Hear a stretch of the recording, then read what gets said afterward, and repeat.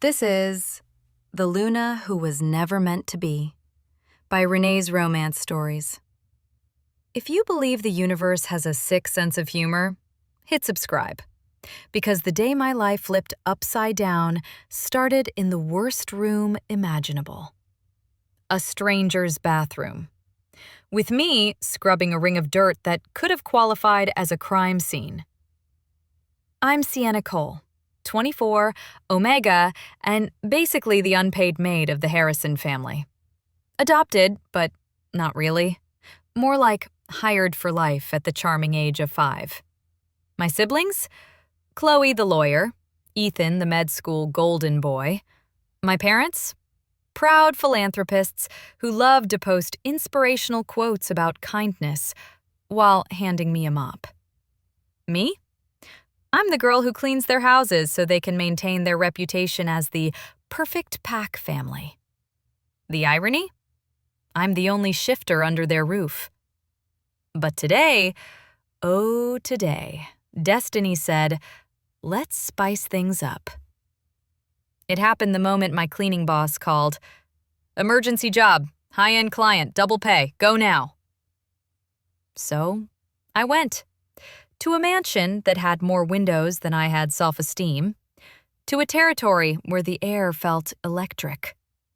To a front door that whispered, you're about to make the biggest mistake. Or the best discovery of your life. Then the door opened, and the scent hit me. Cedar, smoke, rain. Strong enough to punch straight through my lungs, grab my wolf by the jaw, and growl, mate. I staggered like I'd inhaled a whole bottle of cleaning fluid. And that's when I realized the truth. I wasn't just in a stranger's home. I was in his home. Rowan Hale, alpha of Hale Ridge Pack. Terrifyingly gorgeous, ridiculously out of my league. And fate? Fate was about to throw hands. If you've never questioned your entire existence while holding a toilet brush, I highly recommend the experience. It builds character. Or trauma. Sometimes both. I stood in the Harrison hallway that morning, wearing my cleaning polo, the one with my name embroidered in tiny letters, just in case people forgot who to look down on. Chloe strutted past me in a blazer that probably cost more than my monthly rent. Don't forget to do the baseboards, she chirped. Don't forget to be unbearable, I whispered back. She heard it. I know she did. But she just tossed her perfect hair and smirked. My adoptive mother leaned over the railing, frowning like I'd offended the wallpaper. You're running late, Sienna. These opportunities are precious. Try not to embarrass us. Right. Me working for minimum wage absolutely screams opportunity. My wolf, quiet for years, flicked an ear inside me, a tiny spark of rebellion. I grabbed my cleaning bag, stuffed in more supplies than I could carry, and marched toward my second life, the one no one else wanted. But when I arrived at the cleaning agency, panting and 5 minutes late, my boss shoved a clipboard into my hands. Emergency shift, she said. Hale territory. Very important client. Hale? As in Rowan Hale? The alpha? Yeah. Don't steal anything. Huh. Steal? Lady, I can barely steal confidence. I loaded the supplies into the company car and headed toward the modern side of Packland. Glass towers, gated estates, and security checkpoints that scanned wolf DNA like TSA on steroids. When the gates opened for me, I felt like I'd been accidentally invited to a billionaire's wedding. The driveway alone was the length of my childhood trauma. The house? 3 floors of do not touch, too expensive to breathe on, and I bet even the dust here has money. I rang the doorbell with the confidence of a wet sock. It opened immediately. And there he was. Rowan Hale, Alpha, CEO, walking menace to ovaries everywhere. He wasn't even looking at me. He was mid-phone call, eyebrows furrowed, voice deep enough to make my wolf sit up and beg. But then, he turned. His eyes landed on me, and everything inside me, every nerve, every bone, every fragmented piece of Omega instinct, screamed, "Mate." It hit so hard, I nearly dropped the cleaning supplies. My wolf shoved against my ribs, frantic and wild, like she'd been asleep for years and suddenly realized someone turned on the sun. Rowan froze mid-sentence. His nostrils flared. His wolf smelled me. I felt it.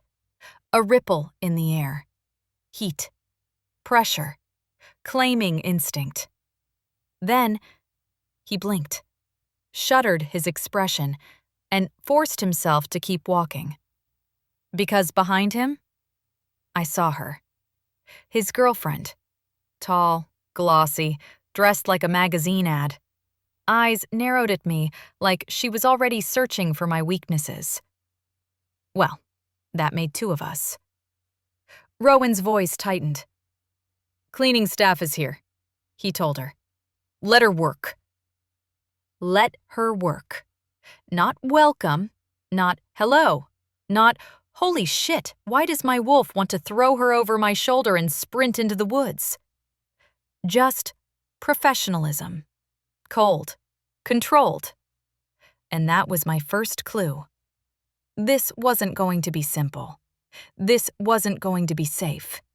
This wasn't going to be anything I could walk away from clean.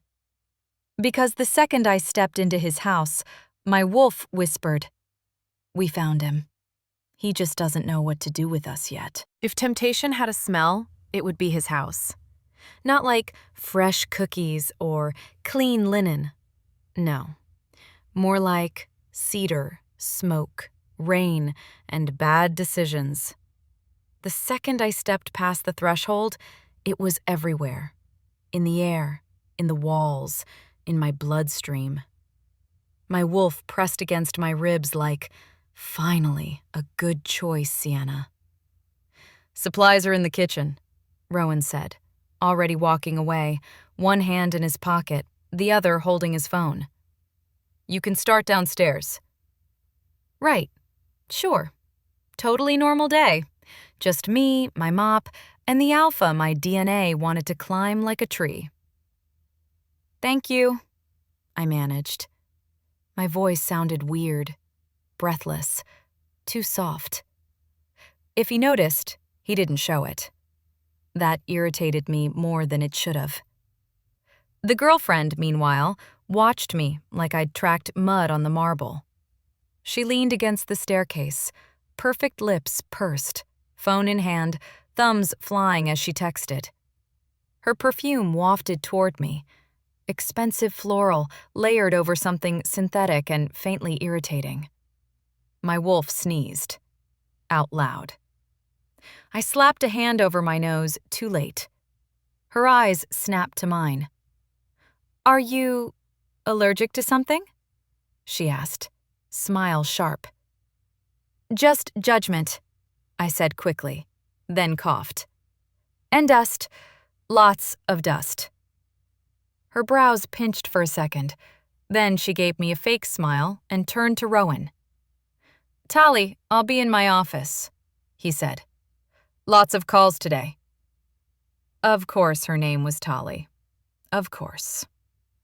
She wrapped a hand around his forearm. "You promised to help me pick photos for the campaign later," she reminded him sweetly. "Don't disappear." He nodded, but his gaze flicked, just once, back to me. It wasn't long. It wasn't dramatic. It was barely there. But my wolf felt it. A spark in the air. Heat. Recognition. Then his expression shuddered again, and he walked away. I exhaled. Long and slow. Okay. Focus. Don't be weird. You're not here to mate. You're here to clean, like a depressed Cinderella with trust issues. I headed to the kitchen, the scent of him fading only slightly. The kitchen alone was bigger than the entire Harrison ground floor. Quartz counters, stainless appliances, 0 crumbs, which was honestly offensive. I pulled on my gloves and got to work. Wipe, polish, straighten. My body moved on autopilot. My brain, however, was running barefoot in circles. Mate. No. Couldn't be. Mate bonds were rare. Mate bonds were fairy tales. Mate bonds were for wolves with actual destinies, not for the hidden Omega who scrubbed other people's stoves. Still, my wolf didn't shut up. She paced. She whined.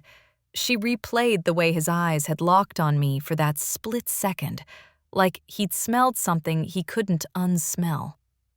And gods, that scent. It clung to every surface. The more I cleaned, the worse it got. In the living room, his presence soaked into the leather couch, the throw blanket, the remote he probably snarled at during sports games. In the hallway, faint traces of his cologne drifted from a jacket hanging on the back of a chair. By the time I reached the base of the stairs, my wolf was 2 seconds from chewing through my self-control. No, I whispered under my breath. We are not doing this. We are not imprinting on a man who probably has a skincare routine and a personal chef. My wolf huffed. I swear I felt her cross her arms. I vacuumed the rug in careful lines, a quiet satisfaction in seeing order where there was chaos. Cleaning was mindless, repetitive, predictable. 3 things my life desperately needed more of. Which is exactly when fate slapped me again. I'd just finished the hallway when the office door opened. His office. Rowan stepped out, phone still at his ear, brow still furrowed. The alpha aura rolled out first, a heavy, invisible weight that pressed on the air. If he aimed it, it could make people bow. He didn't aim it. Thank the moon. He seemed distracted, on edge. No, we're not moving the meeting again, he was saying. Tell them if they want the deal, they show up on time for once. As he turned, he nearly collided with me. I froze. He stopped dead. Silence dropped between us like a soundproof curtain. Up close, it was worse. Or better. Definitely worse. His scent hit me square in the chest, not just cedar and smoke now, but something raw and electric, like ozone and heat and new rain on asphalt. My heart stuttered. My wolf pressed upward, claws scraping inside my ribs, trying to get closer. His pupils widened almost imperceptibly. His nostrils flared. The line of his jaw tightened. For a long second, neither of us moved. My fingers tightened on the vacuum handle. The machine hummed between us, weirdly loud. Sorry, I mumbled. Didn't mean to. It's fine. He cut in. But his voice was not fine. It was low, rough-edged.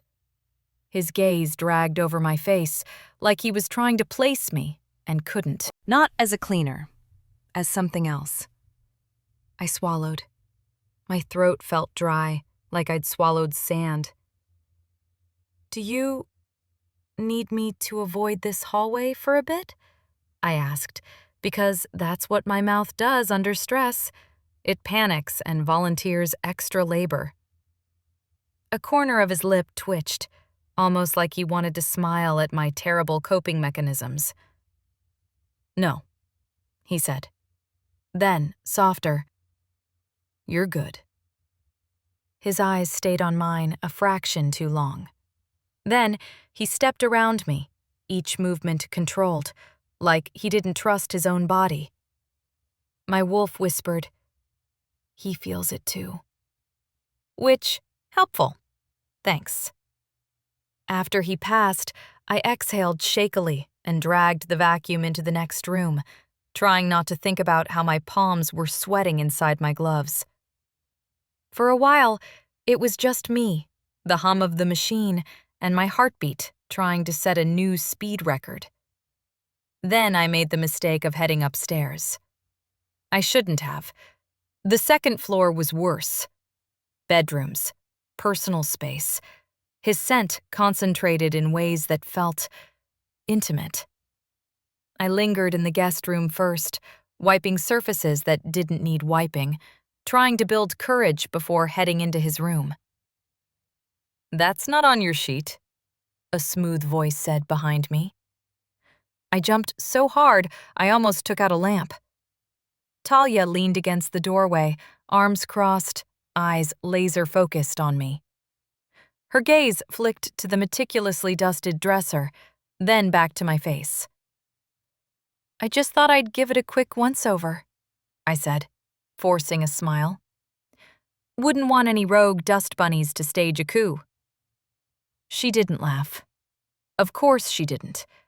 She stepped into the room, heels silent on the plush carpet. Up close, she was even more intimidating. Flawless makeup, glossy hair, clothes that probably had names like limited edition and dry clean only. "You've been here before?" she asked. "Yes, ma'am.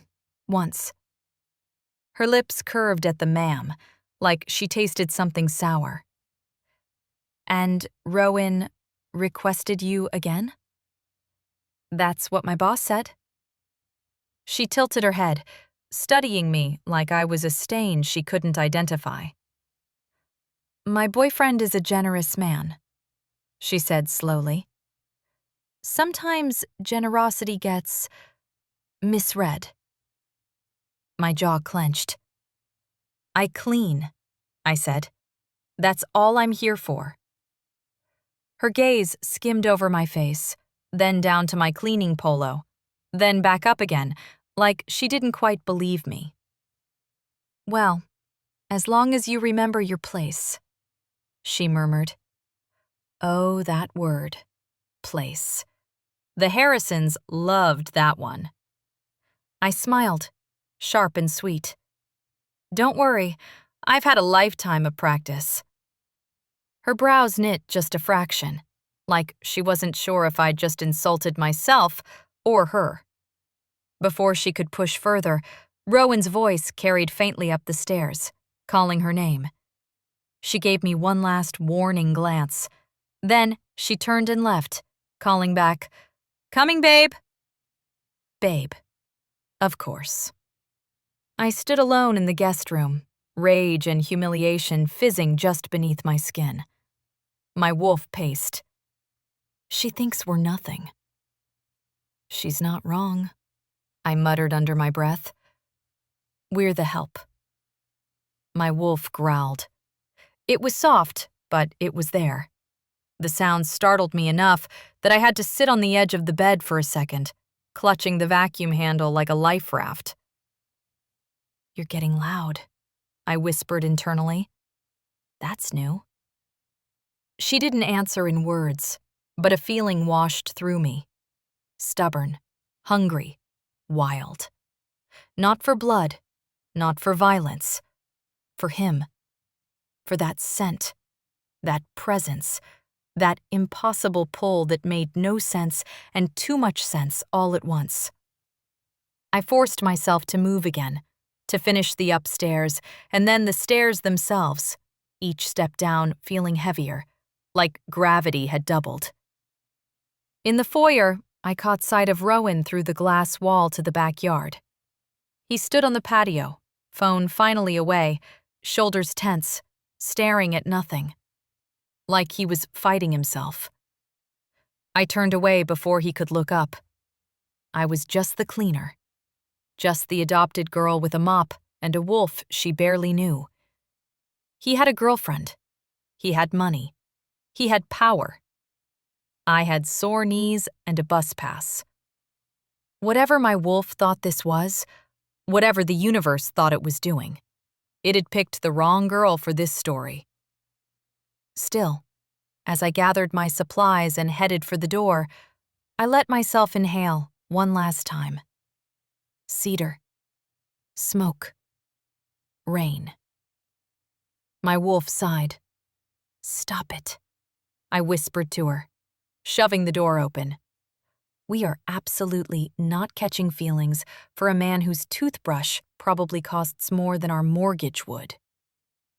But even as I stepped out into the cooler air, away from his scent, away from his aura, away from Talia's laser beam stare, I knew. This wasn't over. Not even close. If you ever want to feel like a cockroach in designer lighting, try vacuuming a millionaire alpha's living room while his girlfriend watches you like you're auditioning for the role of side chick number 3. That was my morning. The cleaning agency had called me again.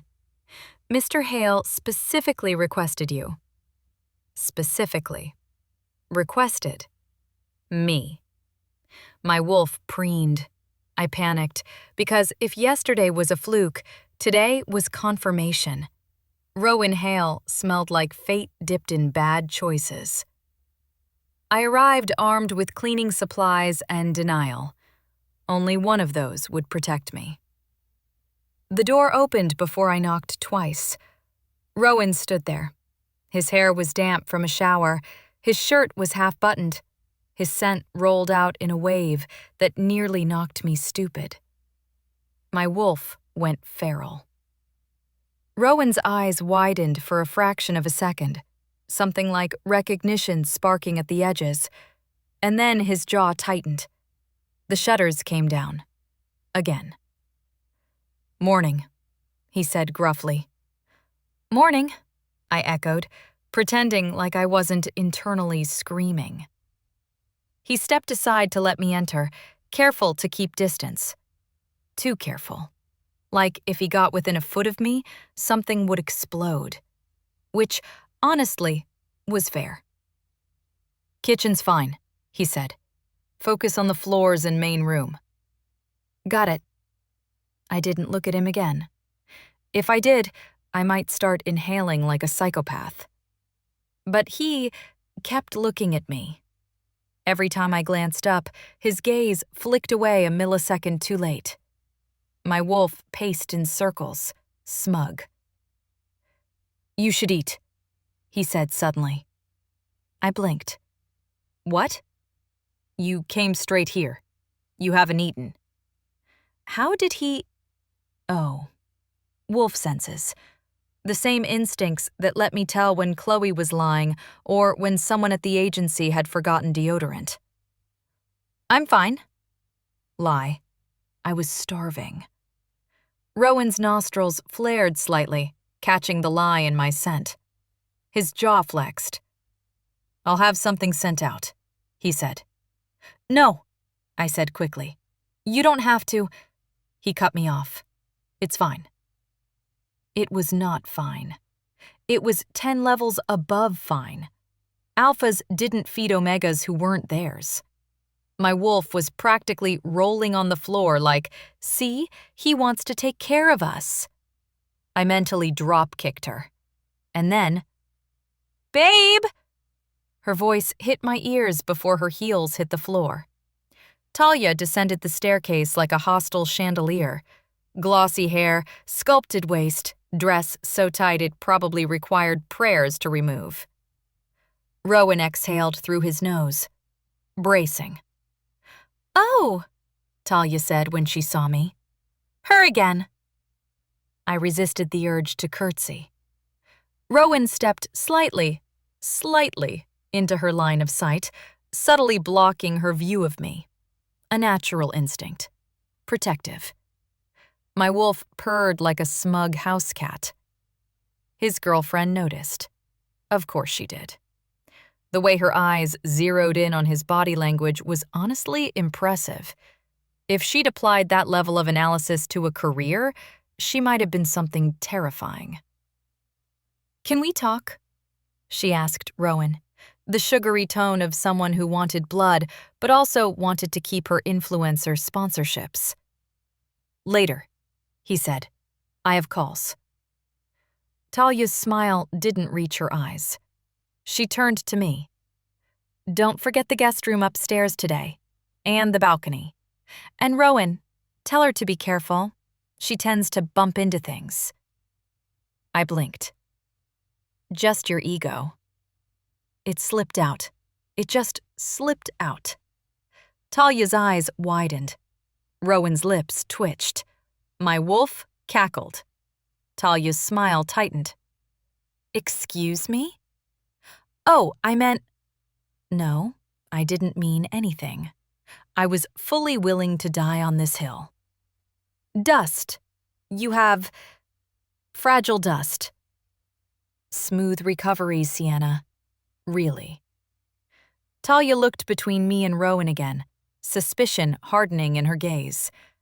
And then she asked the question that nearly made me drop my vacuum. "Why does it smell weird in here?" Rowan froze.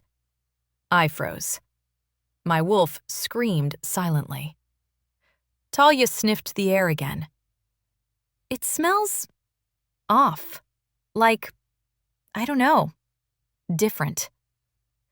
Because mate scent wasn't subtle. Because wolves picked up pheromonal shifts. Because alphas were territorial and omegas were noticeable. Rowan cleared his throat. "Maybe it's the cleaning chemicals." Talia stared at him. He didn't blink.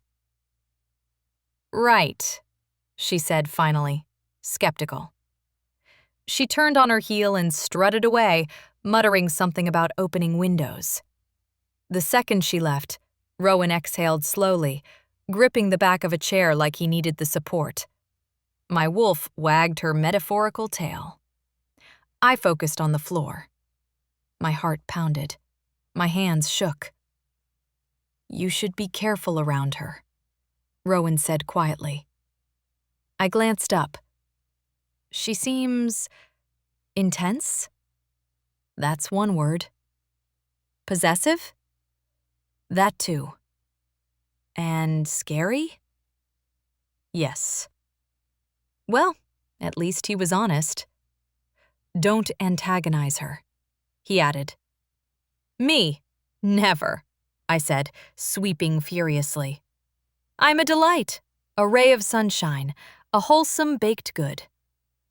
He huffed a laugh, an actual laugh. It startled both of us. He straightened quickly, pretending he hadn't let that slip. "Just keep your head down. Believe me, I'm fantastic at being invisible." His eyes softened, just a fraction. Something like guilt flickered there. Before I could unpack that emotional hurricane, his phone buzzed. He glanced at the message, then at me. "I have to go," he said. "Don't skip lunch." "I won't." Lie. He knew it. He hesitated, then left. The room felt colder without him. I finished cleaning the living room, lost in my thoughts, until I heard footsteps again. Lighter, sharper.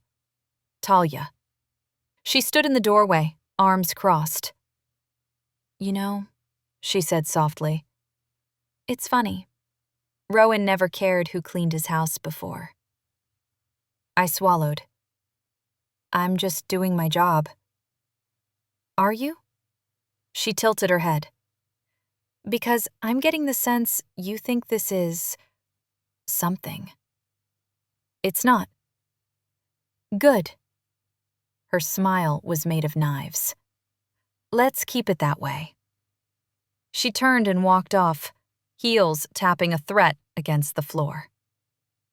I watched her go, adrenaline buzzing under my skin. She wasn't just suspicious anymore. She was threatened. By me. An omega. A cleaner. A nobody. My wolf growled softly. Offended, yes, but also excited. Because for the first time in my life, Someone wanted me in a way even they didn't understand yet. And someone else hated me for it. Talia's hostility wasn't the end of something. It was the beginning. I didn't know it then, but that woman in high heels, she wasn't going to let this go. And Rowan's wolf, he wasn't going to either. This was the moment everything truly began. My phone buzzed at 7 a.m., which was rude because nothing good ever happens at 7 a.m., unless breakfast is involved, or sleep, or the sudden disappearance of all my problems. It was none of those. It was my cleaning boss. "Sienna," she said sharply, "Mr. Hale requested you again. Specifically, you. Third time this week." I blinked at the cracked ceiling above my mattress. "Me?" "You. Be grateful. He tips well. And don't sass him. He's an alpha." I choked on my own spit. I don't... Okay, fine. I hung up and stared at the phone like it had personally insulted me. My wolf, on the other hand, did a little internal shimmy. "Oh, calm down," I muttered. "He probably just likes how I fold towels." She growled. I rolled out of bed, grabbed my uniform, and avoided the Harrison kitchen as much as possible. Chloe had the morning off and would absolutely find a way to make my existence inconvenient. I barely made it to the front door before my adoptive mother's voice drifted down the hall like a cold draft. "Sienna, don't forget, you owe us 3 more shifts worth of rent contributions. And don't be late tonight. Ethan has a study group, and someone needs to prepare snacks." Right. Because apparently studying medicine requires artisanal charcuterie. "Yes, Mrs. Harrison," I said, already half out the door. "Don't use that tone." It was my regular tone. I escaped before she could assign me something else, my wolf muttering curses in a language I didn't know. The bus ride to Hale territory was long and bouncy, and every bump made my stomach twist tighter. I spent the entire ride arguing with my wolf. He has a girlfriend. Growl. He's too rich. Growl. He's too old. Snort.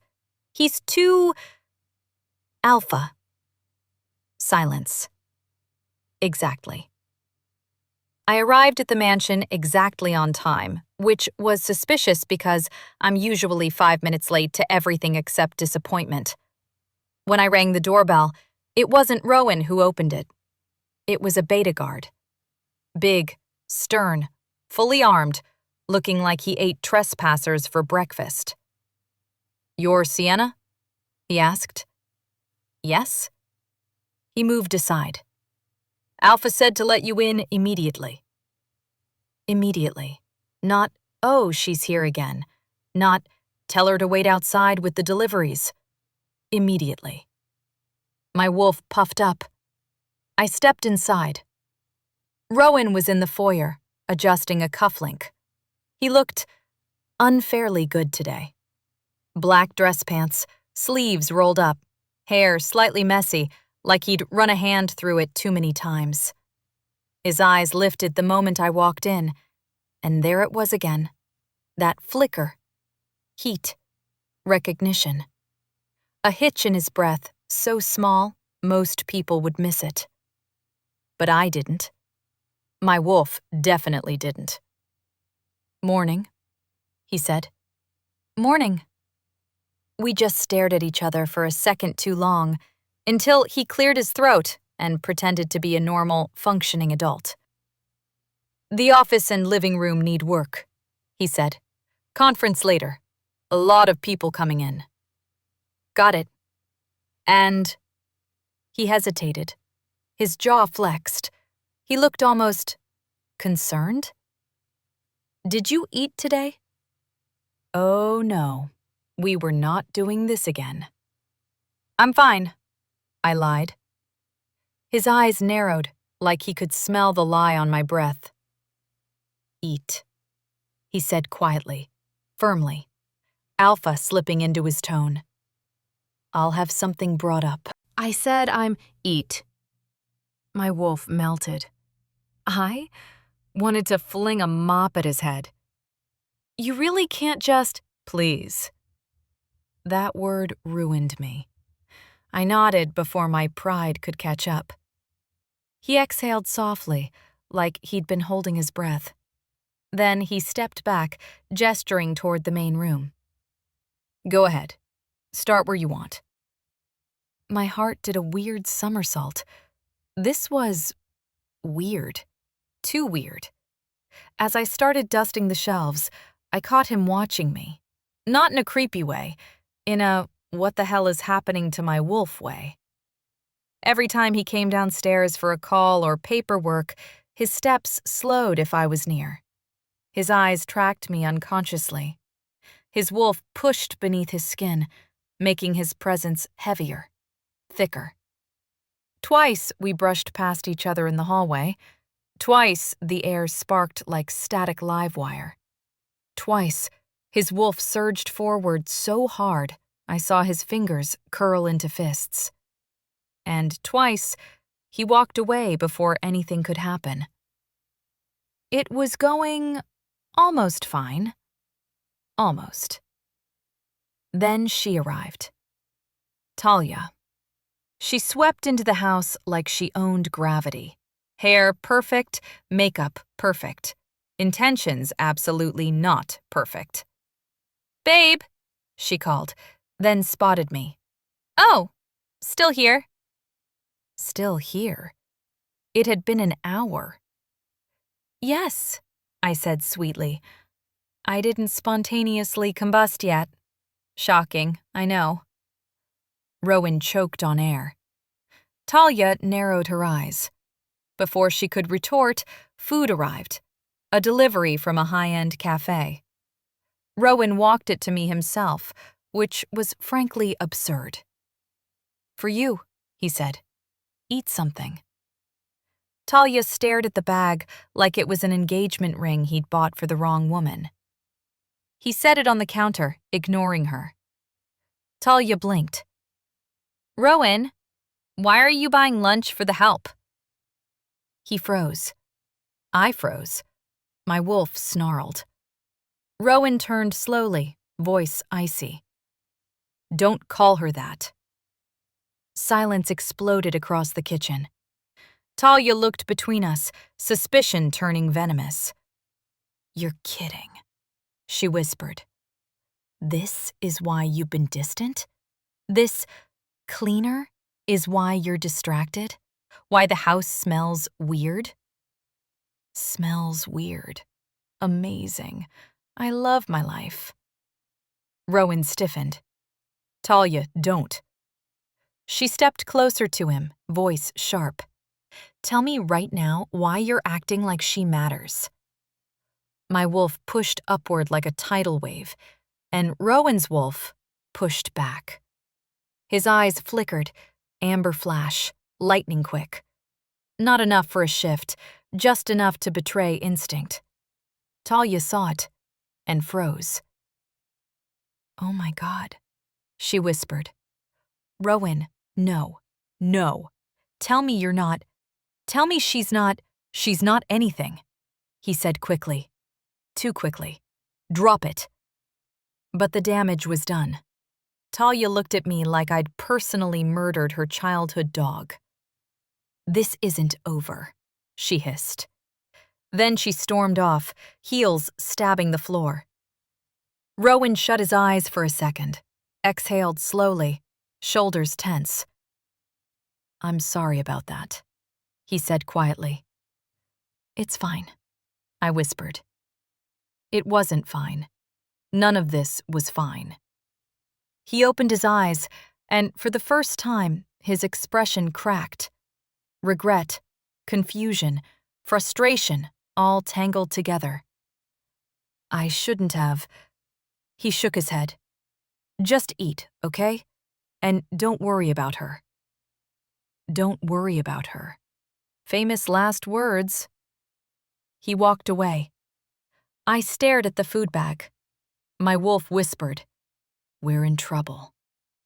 I whispered back, "We really, really are." Because this wasn't cleaning anymore. This wasn't a job. This wasn't an accidental connection. This was the beginning of a storm, and Rowan Hale had just stepped into the wind with me. We were officially past the point of pretending. There are 3 things in life I've learned to never underestimate. 1. A jealous woman in high heels. 2. A wolf's instinct when it smells competition. 3. The universe's commitment to ruining my day. All 3 decided to collaborate this week. I got called in again, not by the agency this time, but by Rowan's assistant who said, "Mr. Hale prefers you." Not requested, not scheduled. Prefers. My wolf strutted inside my chest like she was on a runway. I walked up to the mansion, rehearsing a lecture for her. "No, stop it. He has a girlfriend. We are not doing this." She hummed, smug. He fed us. That was 1 sandwich. It was emotional support food. I sighed.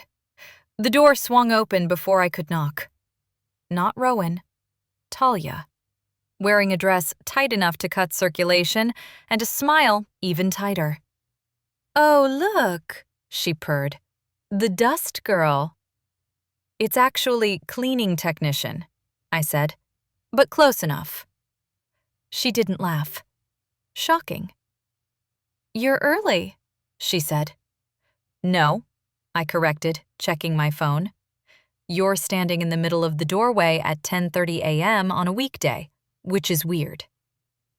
Her jaw ticked. I stepped inside. The air smelled wrong.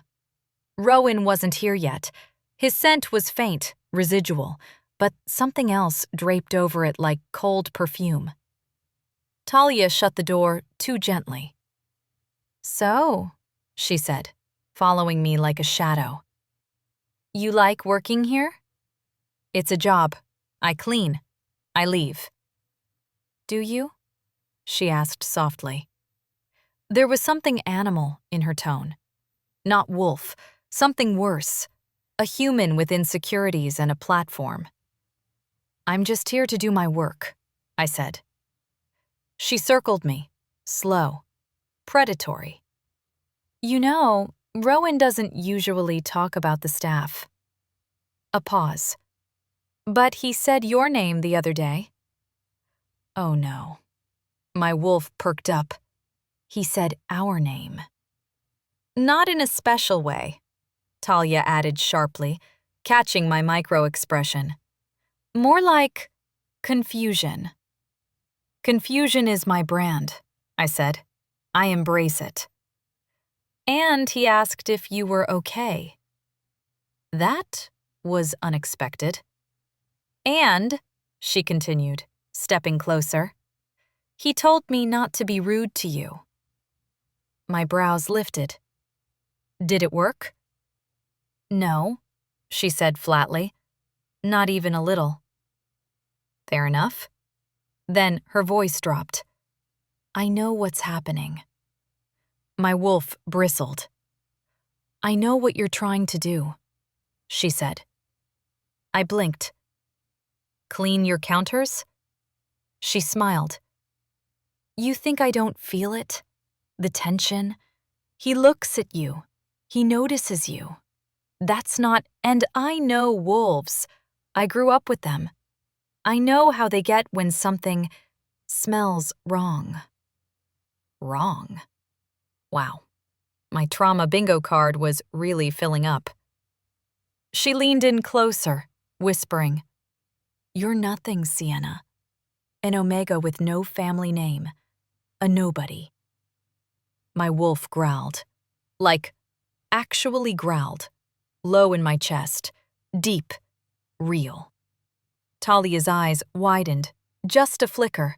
She wasn't expecting a response. Good. She should have. Because for the first time in my life, I wasn't alone in my skin. And my wolf? She didn't like being spoken down to. Interesting, I said. Most people have to meet my mother to talk to me like that.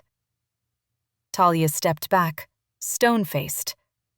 I'm warning you, she said. Stay in your place. Ah, there it was again. That word. The favorite word of people who treat others like furniture. I leaned in, sweet smile razor sharp. Don't worry, I whispered. I know exactly where I stand. But maybe you should worry about where you're slipping. Her lips parted, shock flaring.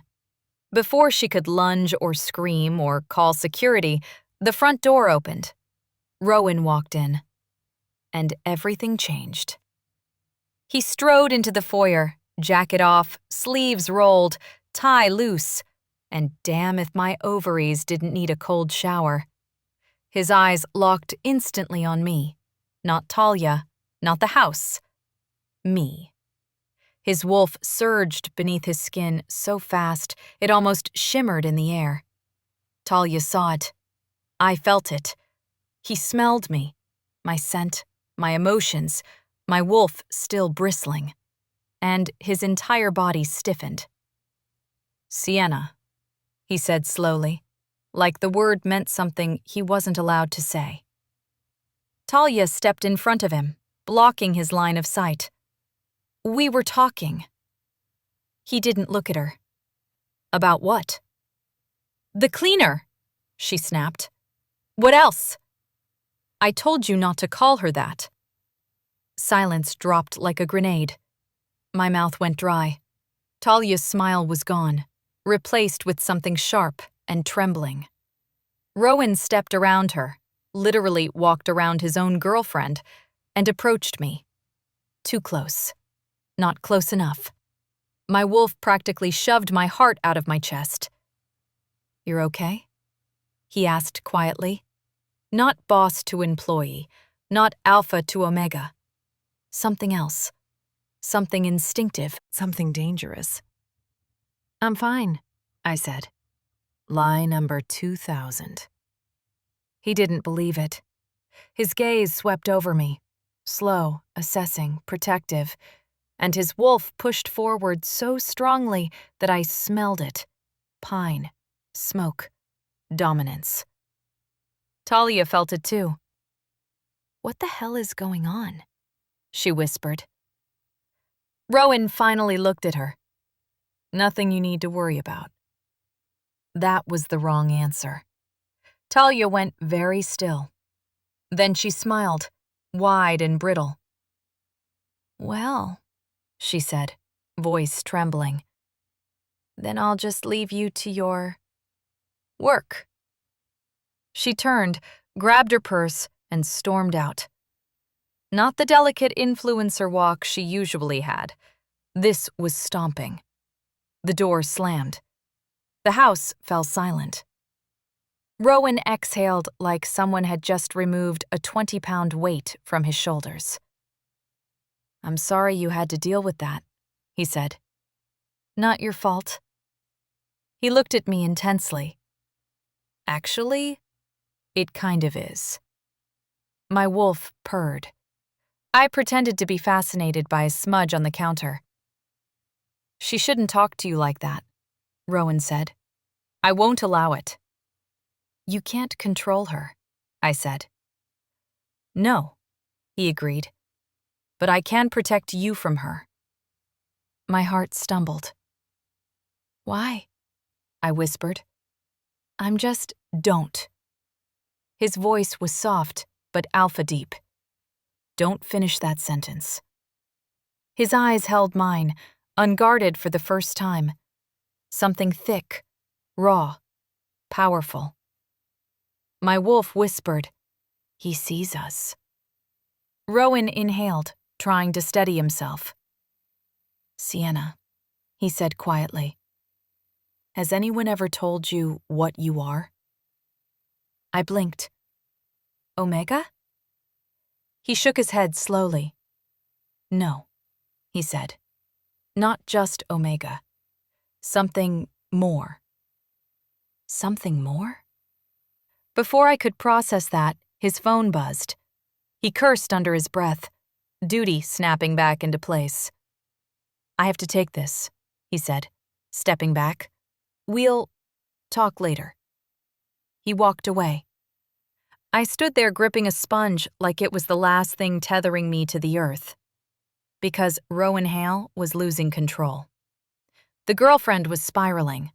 My wolf was waking up. And I was in deeper than I'd ever planned. Today proved one thing. Talia wasn't paranoid. She was right to be terrified. There are few sounds more sinister than a Harrison voicemail. I learned that the hard way when my phone buzzed the moment I stepped off the bus after leaving Rowan's house. "Mom, Sienna, we need to talk. You've been distracted lately, and we cannot afford that. Come straight home." Translation: I breathed wrong, and now I must be punished. I trudged toward the house with the same enthusiasm one has walking into a dentist's office with a coupon and a prayer. My wolf grumbled. "We should just leave." "One day," I whispered back, "but I can't afford starvation yet." She huffed. "He would feed us." "Stop it." She didn't. The moment I walked into the Harrison kitchen, all three of them were seated like a council of evil. Elaine at the table with a glass of wine, Chloe flipping through case files, Ethan scrolling on his phone. Elaine didn't waste time. "Sienna," she said, "we heard something concerning today." I blinked. "From who?" "Someone important," she replied, lips tight. "Someone connected to the Alpha." Talia, of course. My stomach dropped. "What did she say?" Chloe snapped her file shut. "She said you're behaving inappropriately at work." I laughed. Out loud. "Me? Behaving inappropriately? I literally mop." Elaine's eyes narrowed. "She said you're distracting Mr. Hale." Ethan snorted. "And cleaning in front of him in a suggestive manner." I stared at him. How does one suggestively vacuum? Chloe smirked. "Anything is possible for you." "Wow," I said. "It's nice to see you all supporting my creative potential." Elaine set her wine down too forcefully. "Don't sass me, young lady. This is serious." My wolf growled softly. Elaine continued. "Talia Voss says your behavior reflects poorly on this family, and Richard agrees we cannot allow rumors to spread about our charity case." There it was, the magic phrase, the one that sliced deeper every time. Charity case. I inhaled slowly. "So, what do you want me to do?" Elaine folded her hands. "Be more professional." Chloe added, "Be less noticeable." Ethan said, "Maybe don't breathe when customers are around." "That's not helpful," Elaine snapped. "It's accurate," Ethan muttered. I looked between them, heart pounding. The room felt smaller, colder. My wolf pressed closer, ears pinned. Elaine's voice softened into fake sympathy. "Sienna, dear, Alpha Hale's girlfriend is someone we need to stay on good terms with. Don't make yourself a target." My nails dug into my palms. She approached me. She insulted me. "And you engaged," Elaine snapped. "You should have apologized." My wolf snarled so sharply inside me, I nearly flinched. "I didn't do anything wrong," I said quietly. Chloe scoffed. "You exist. Sometimes that's enough." My breath caught. They didn't even hide it anymore. They never had. "You'll fix this," Elaine said firmly. You'll keep your head down, or you'll find another place to live. Understood? Understood. Oh, I understood. They needed me to work. They needed my income. They needed their pretty Omega trophy maid. But they didn't want me. Not as family. Not as anything. My wolf spoke softly inside me. We deserve better. I blinked back heat in my eyes and nodded once. Then I turned and walked out. No apology, no explanation, just out. For once, they didn't call after me. Later that day, back at Rowan's mansion. Turns out trauma makes you excellent at wiping down surfaces aggressively. I was halfway through sanitizing a marble countertop when a sharp crash echoed from the foyer. My whole body went rigid. I turned. A glass vase lay shattered on the floor. And standing above it? Talia. Of course. Her makeup was perfect, her hair was perfect, her rage was not even remotely concealed. "Oh," she said sweetly. "Did I startle you?" "No," I said. "Just enjoying the sound of chaos. Reminds me of home."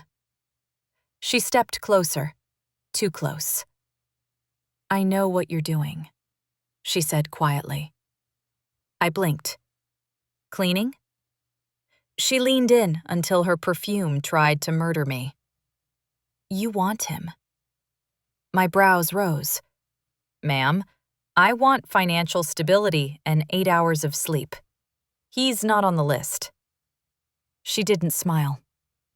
"And he's noticing you," she hissed, "which means you're a problem." "A problem?" I echoed. "Wow, I've earned a lot of titles, but that one's new." She stepped closer. "He is mine," she said sharply. "Not yours, not any Omegas, and certainly not some charity project raised by humans who didn't even want you." My wolf snapped. A low rumble escaped my chest. Real, animal, warning.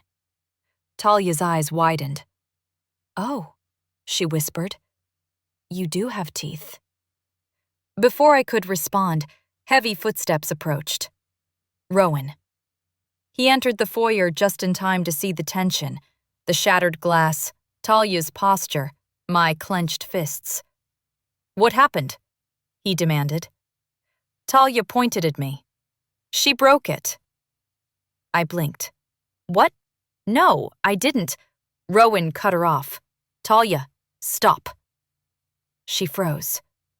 Rowan turned to me, eyes scanning for injuries. "Are you hurt?" That one question sent something cracking down my spine. Talia saw it too. "You're defending her?" she shrieked. "Over me?" Rowan's voice dropped, quiet but lethal. "If you speak to her like that again, we're going to have a problem." Talia stared at him, then at me. Then she whispered, horrified. "Oh my God, you feel something for her." Rowan's jaw locked. Talia. But she was already unraveling. "She's nothing!" she screamed. "She's nobody! She is not your equal! She is not your mate!" The word echoed like thunder. Mate. My heart stopped. My wolf howled inside me, a raw, instinctive cry of recognition. Rowan flinched. Barely, but he did. Talia saw it, and something dark bloomed in her eyes. "This isn't over," she whispered. Then she grabbed her purse, stepped over the broken glass, and marched out. The door slammed. I stood frozen. Rowan inhaled sharply, rubbing a hand over his face. "I'm sorry," he said, voice low and ragged. "She shouldn't have. This shouldn't involve you." "I'm fine." I whispered. Lie number 2003. He looked at me, really looked, and his wolf flickered behind his eyes. Sienna, he said softly. Have you ever wondered why your wolf is waking up now? Why she's louder around me? My breath hitched. My wolf pushed at my ribs, urging me forward. Rowan, I whispered. He swallowed hard. We need to talk. But before he could say more, the doorbell rang. He closed his eyes, exhausted.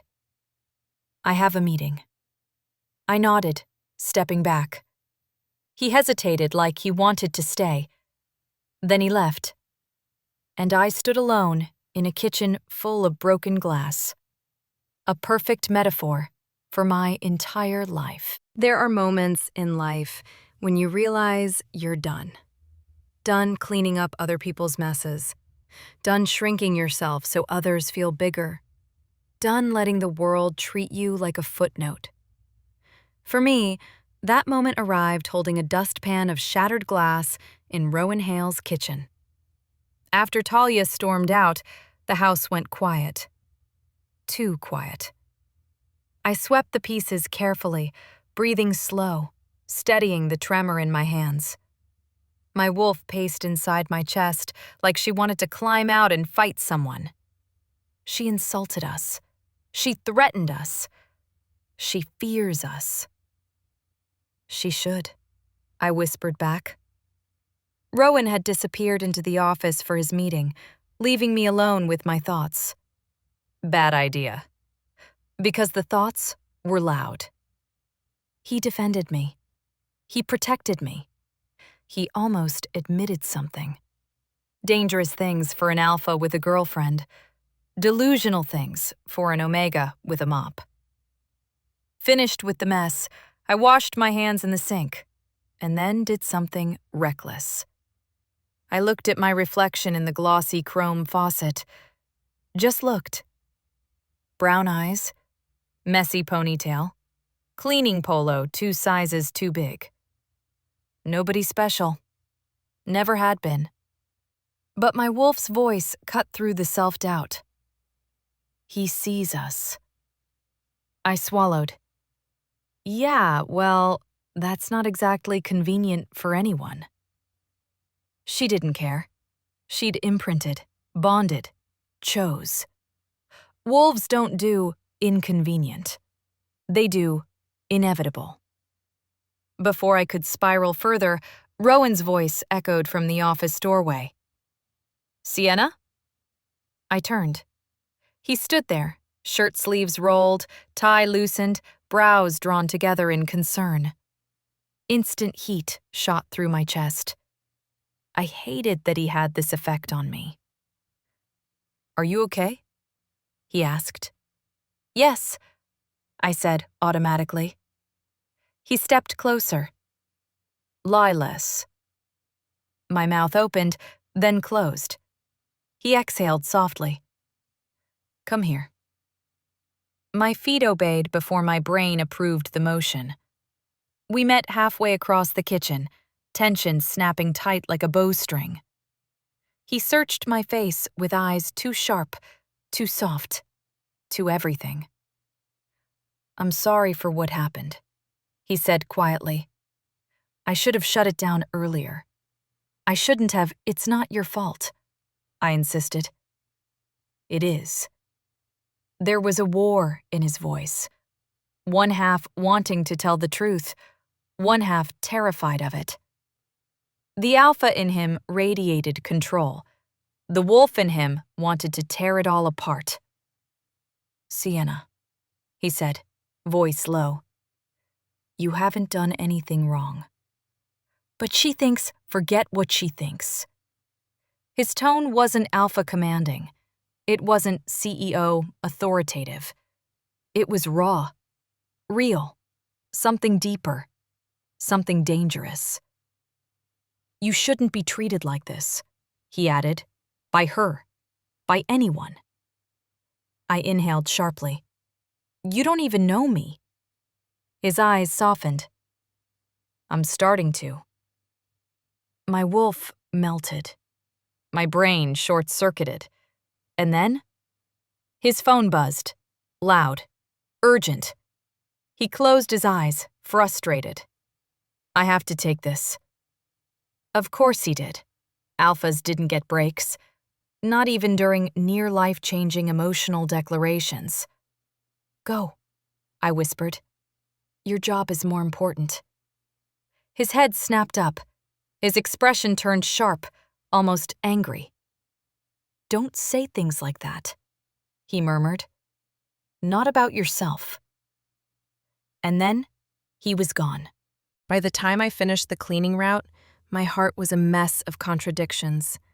Attraction, fear, hope, denial, shame, longing. I packed my supplies and headed for the door, when Talia stepped out from behind the stairwell. Of course she did. Leaving already? She said, voice sickly sweet. I froze. I'm done for the day.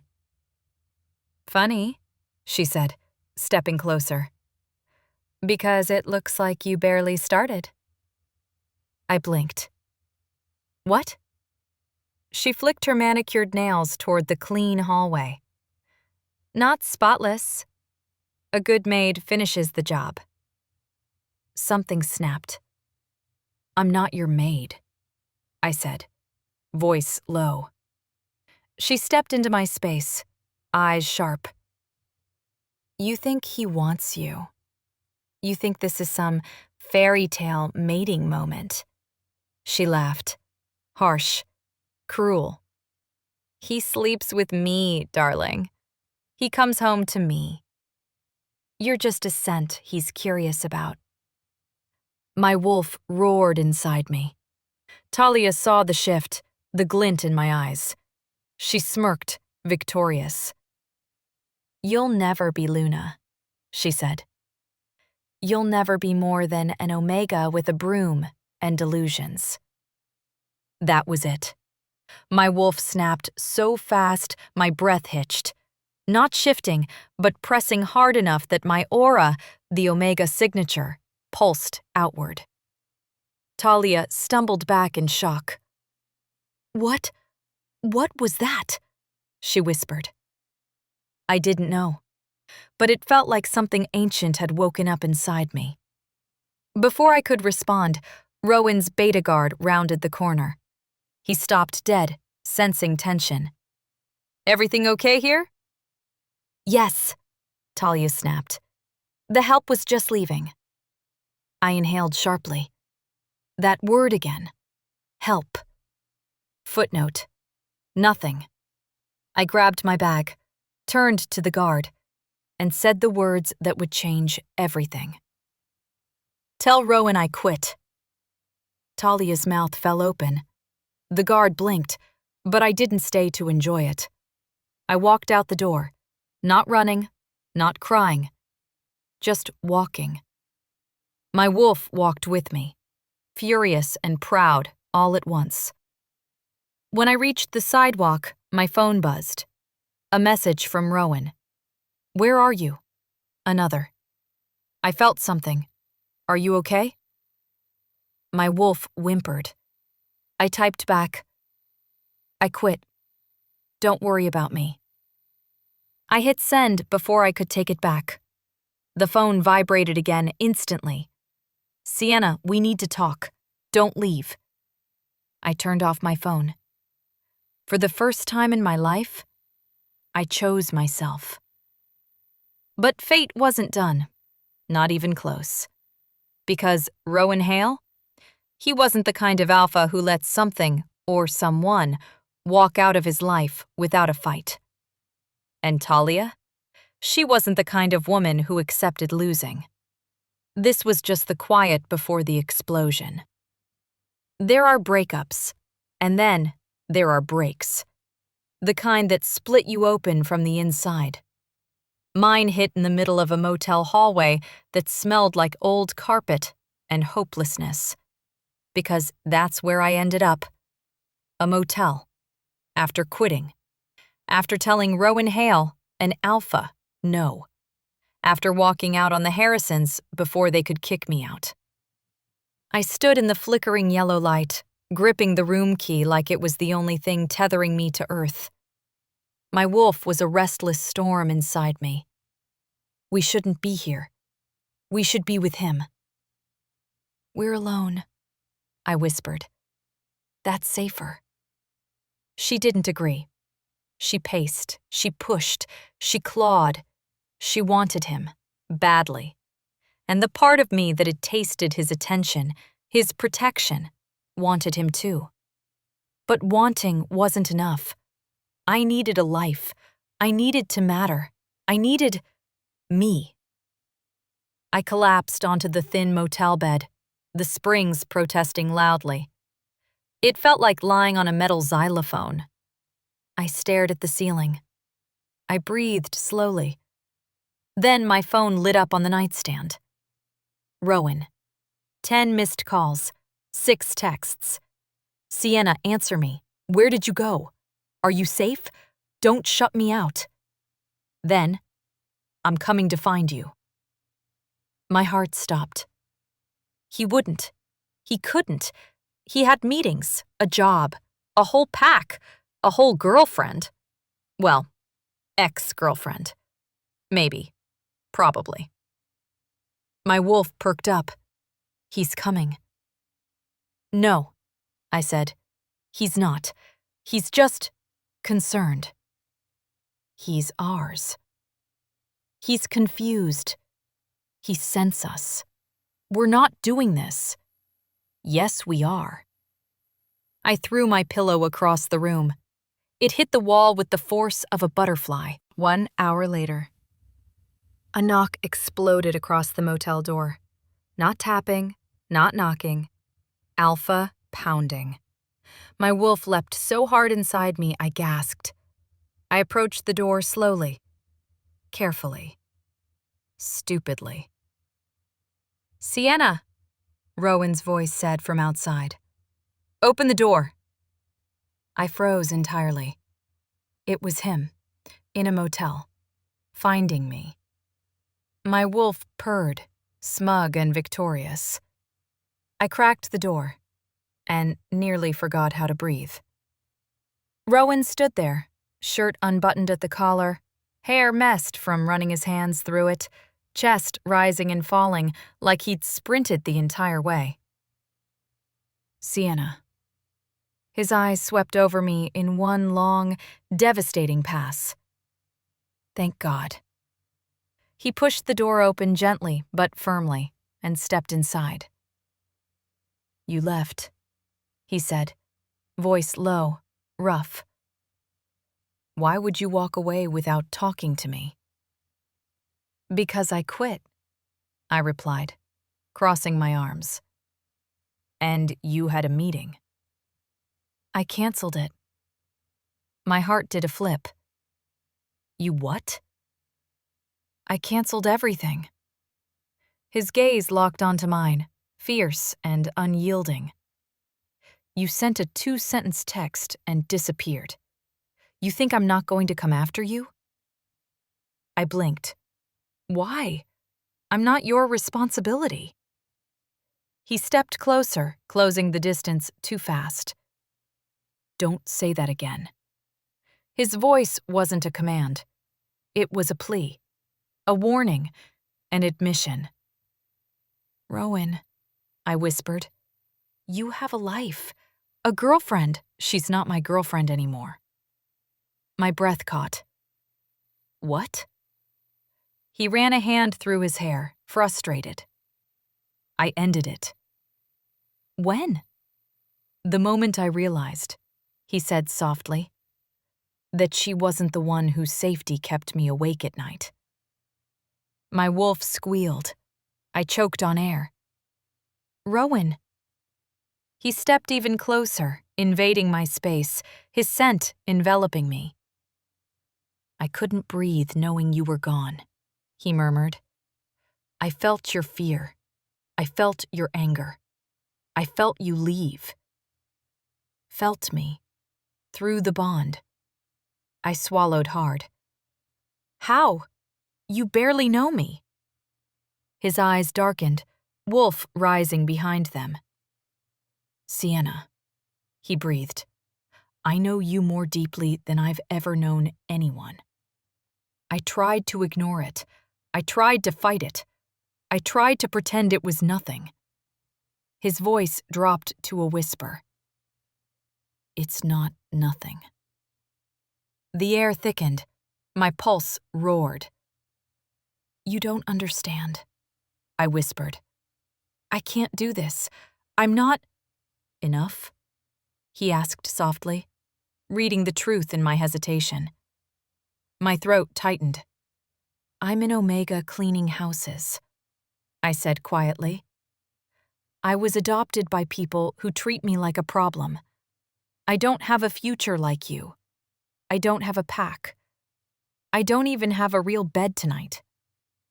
He stared at me like every word broke him. And then he did something I wasn't prepared for. He cupped my face gently in his hands.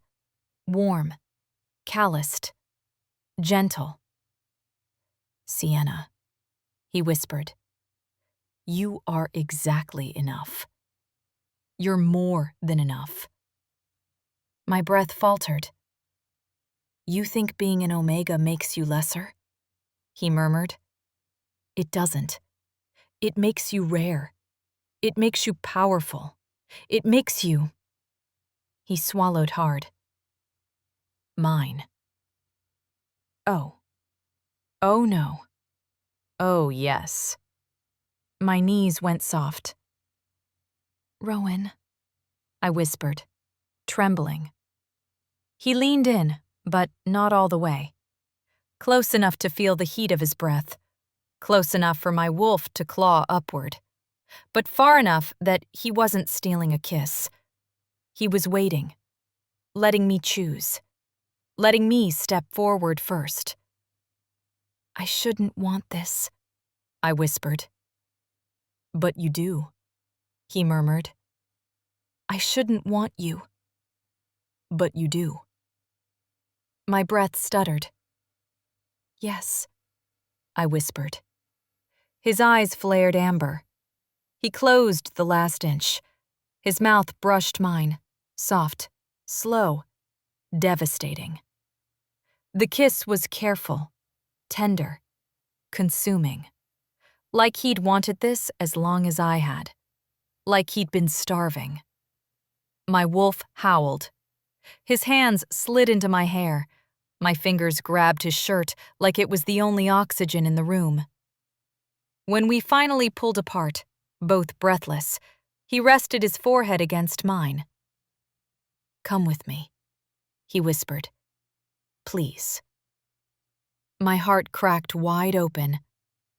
I don't want to go back there, I breathed. To the Harrisons. You're not going back, he said, voice fierce. You'll stay with me, in safety, in comfort, in my home. In your territory, I murmured. In my arms, if you'll let me, he added softly.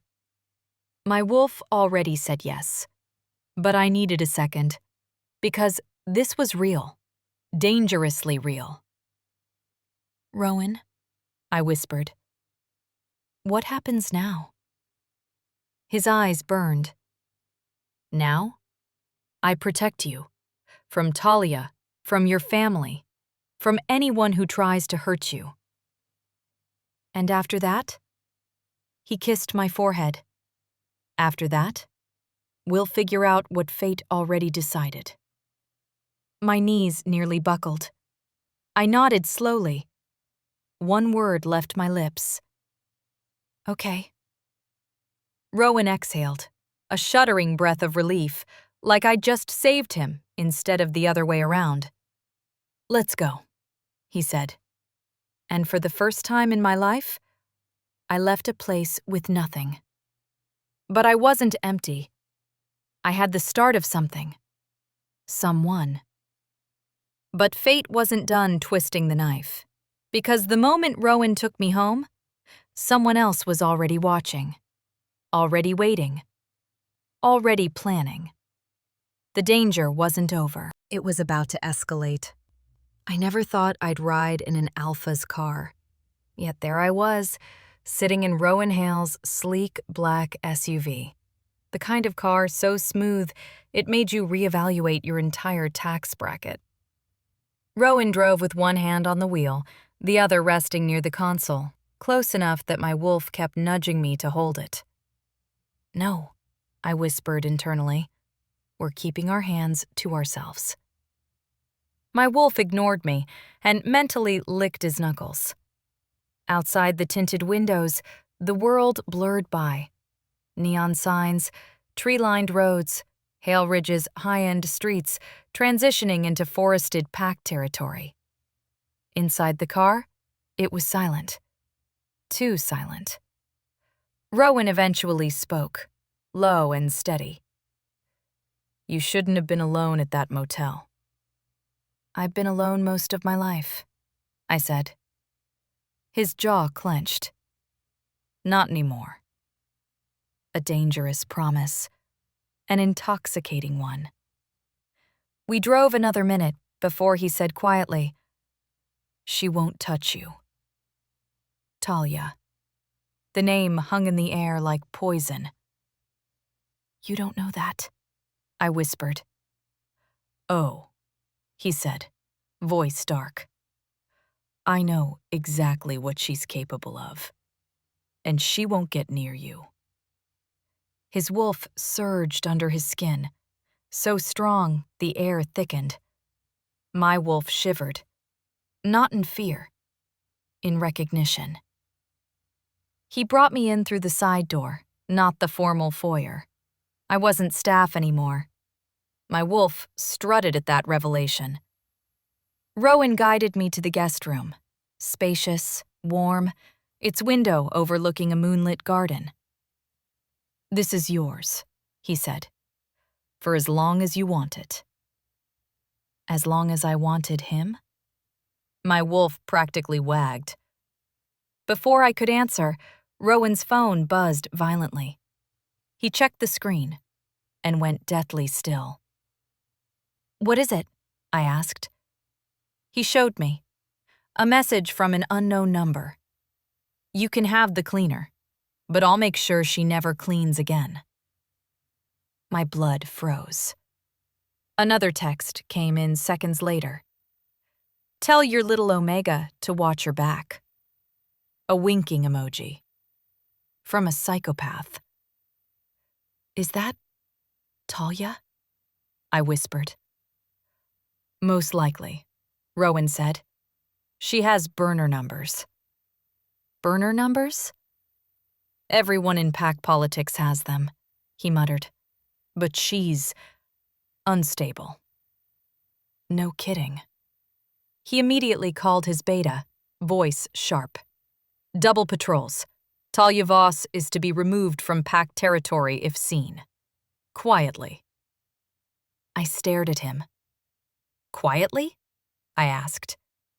He rubbed his forehead. "I don't want to start a scandal. Her family has influence." There it was. The truth of it. This wasn't just jealousy. This was politics.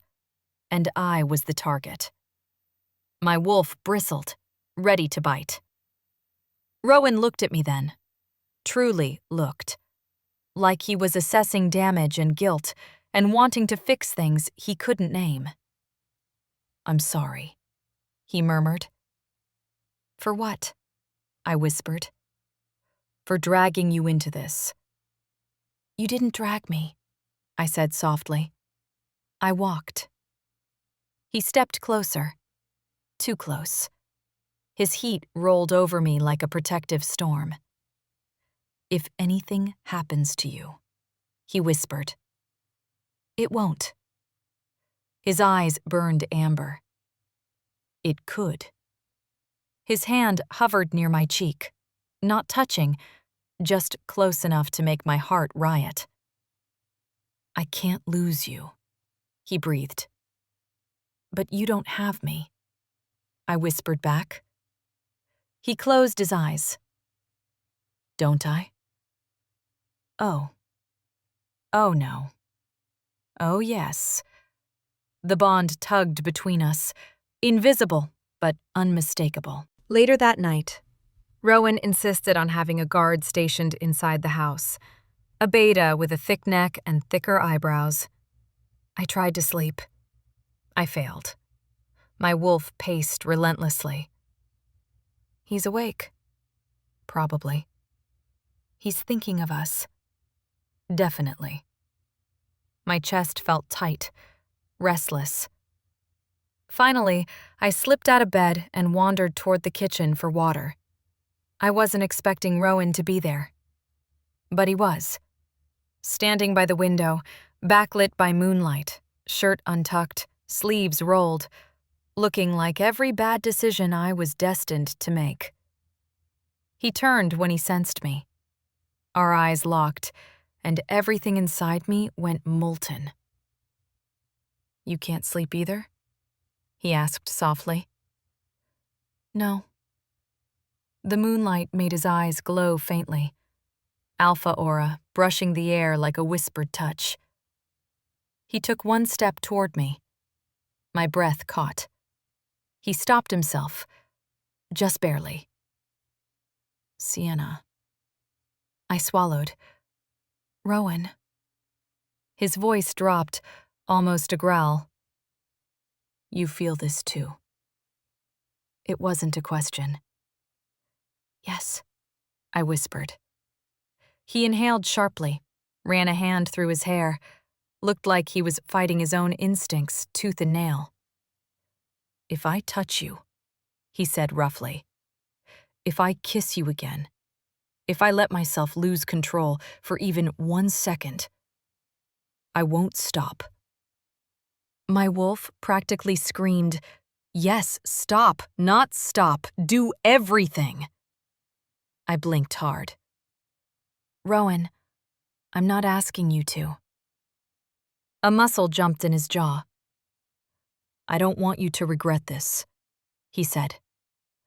I regret a lot of things, I replied. Wanting you isn't one of them. His breath hitched.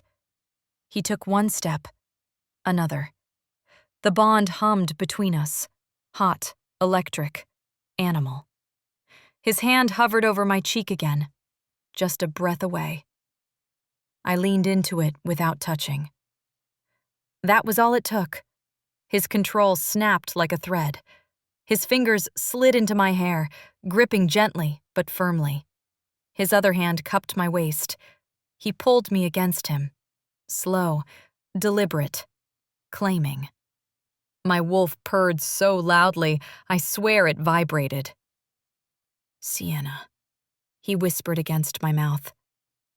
I'm trying to be good. You don't have to be, I breathed. He made a sound, low, deep, sinful. And then, a window shattered downstairs. We froze. Someone was inside the house. A crash, a thud, a muffled voice. Rowan's entire aura changed, alpha dominance slamming outward like a shockwave. Stay behind me, he growled. Everything happened fast. The guard yelled, footsteps, snarling, another crash. Rowan moved like lightning, pulling me behind him and storming toward the noise. My wolf surged, wild, protective, ready to fight. We reached the bottom of the stairs just as the beta guard tackled a dark figure dressed in black. Rowan roared, "What the hell?" The intruder tore free and sprinted toward the back door. Talia's voice echoed faintly as she fled. You'll regret choosing her! Then, silence. Security alarms blared. The guard darted outside. Rowan turned to me, chest heaving. Sienna, he rasped, cupping my face again, pulling me close. Are you hurt? No, I whispered. I'm okay.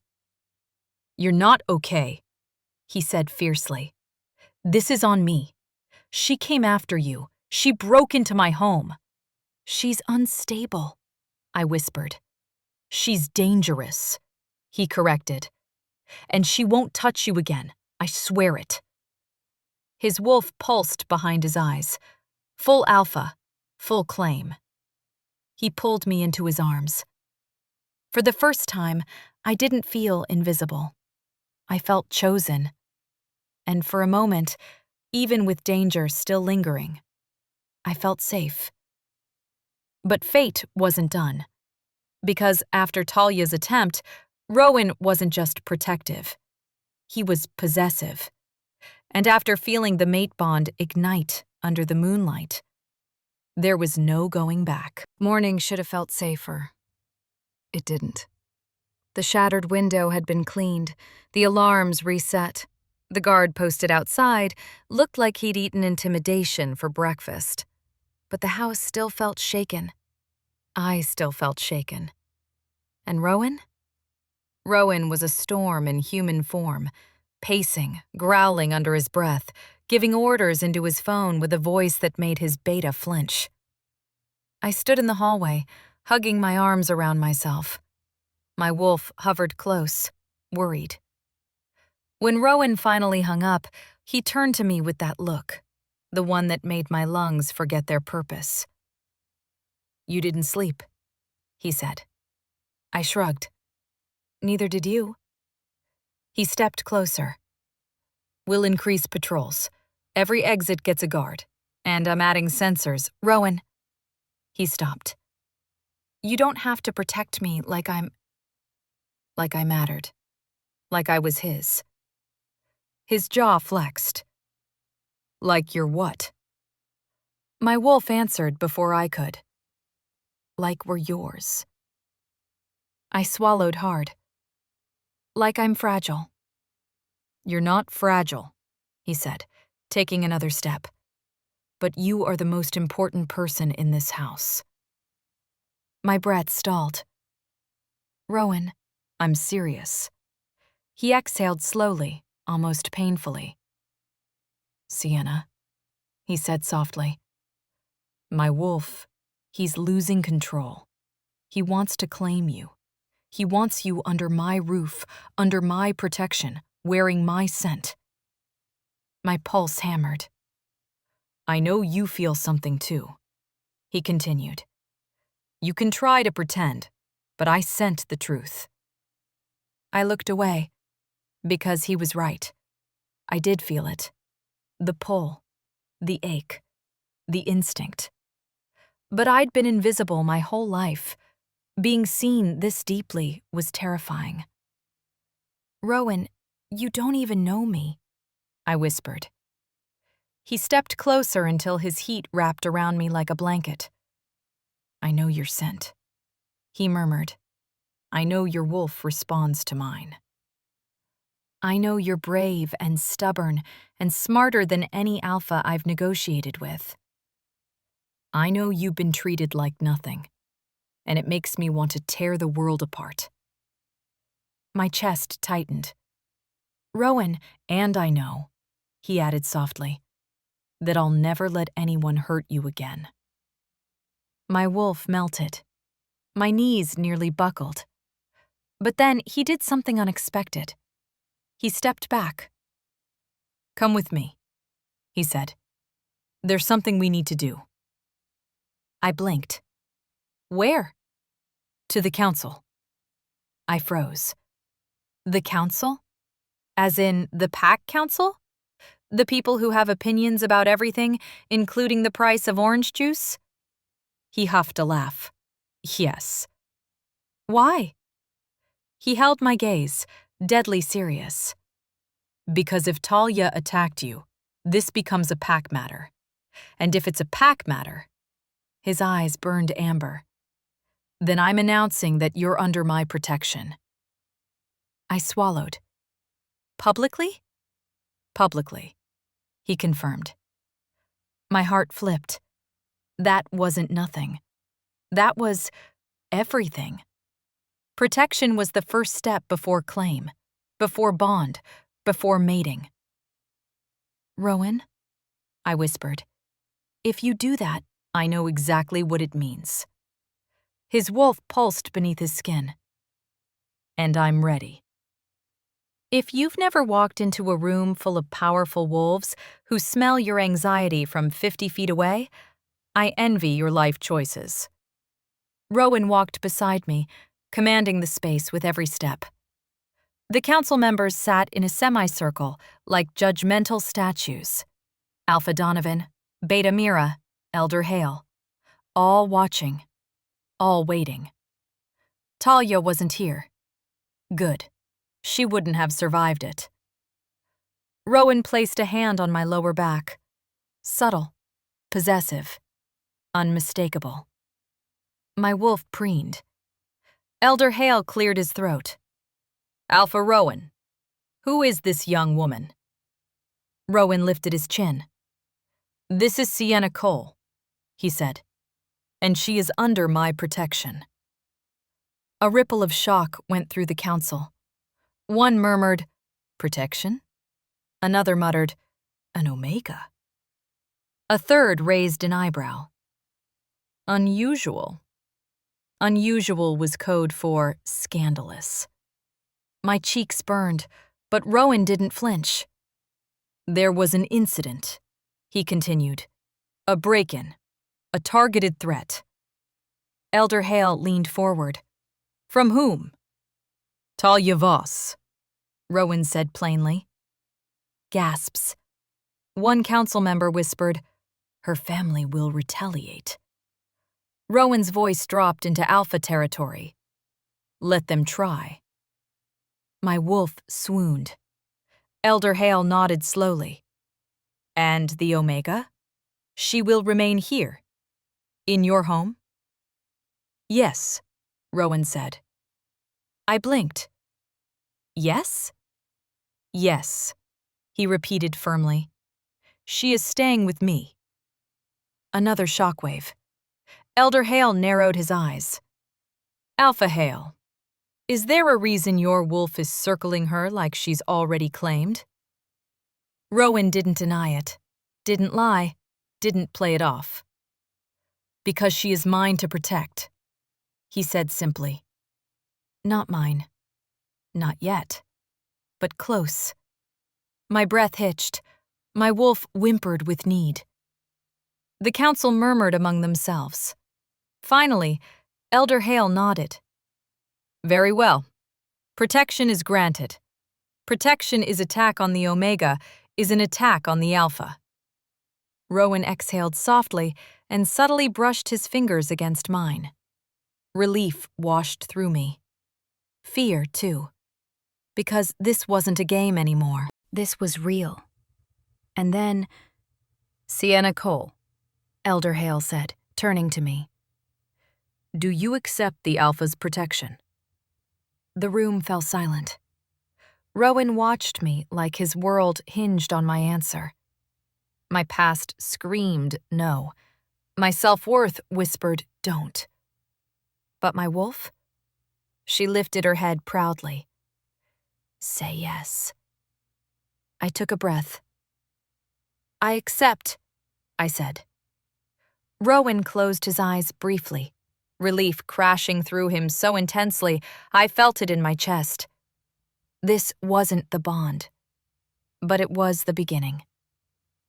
As we left the meeting, Rowan guided me down the steps with a hand on my waist.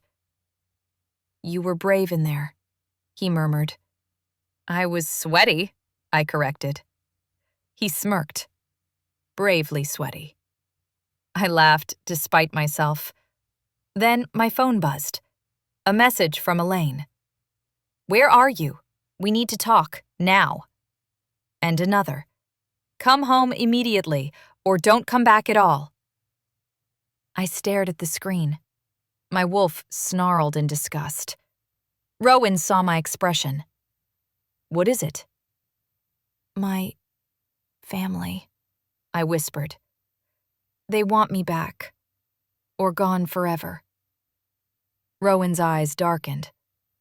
Gone forever works for me. My breath hitched. He stepped closer, towering, powerful, protective.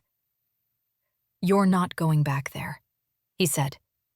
"You're not living as their servant anymore. You're with me, under my roof, under my protection." "And after that?" I asked softly. He held my gaze, voice dropping to a promise. "After that, I plan to make you mine." My wolf howled with joy, and for the first time ever, I didn't argue. I always thought fear had a sound, a heartbeat, a scream, a breath caught in the throat. Turns out, fear also has footsteps. Light, quick, wrong. I heard them outside Rowan's house just after midnight. The guard was out front. Rowan was in his office, pacing over security upgrades and emergency protocols like he could rewrite fate with spreadsheets. I was in the guest room, trying to sleep. Trying and failing because my wolf was restless again. She kept whispering, "Something's coming." The footsteps confirmed it. I sat up, listened, held my breath. Then, the window latch clicked. Slow, careful, calculated. My wolf growled so loudly inside me, my chest vibrated. Someone was breaking in. Again. I stood, heart hammering, and stepped away from the window shadows. My hand reached for the doorknob. A figure climbed through the window. Black clothes, mask, glint of steel in hand, a knife. He moved like someone trained, someone paid, someone not afraid of consequences. My wolf pressed hard against my skin, screaming, "Move!" But the intruder moved first. He lunged. I screamed. Not a frightened scream, an instinctive one, a call, a summons. Rowan heard it instantly. I felt him through the walls, through the air, through the bond threads we weren't ready to name. The intruder grabbed me from behind, arm wrapping around my throat. "Don't make a sound," he hissed.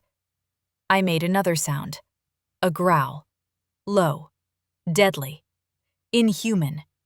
My wolf surged up, ready to rip his arm off. But just as I twisted to fight, the bedroom door exploded open. Not opened, exploded. Rowan stood in the doorway, eyes blazing gold, chest heaving, wolf surging so close to the surface, his aura slammed into the room like a shockwave. "Sienna," he growled, voice not fully human. "Step away from him." The intruder tightened his grip. "Take one more step, and she bleeds."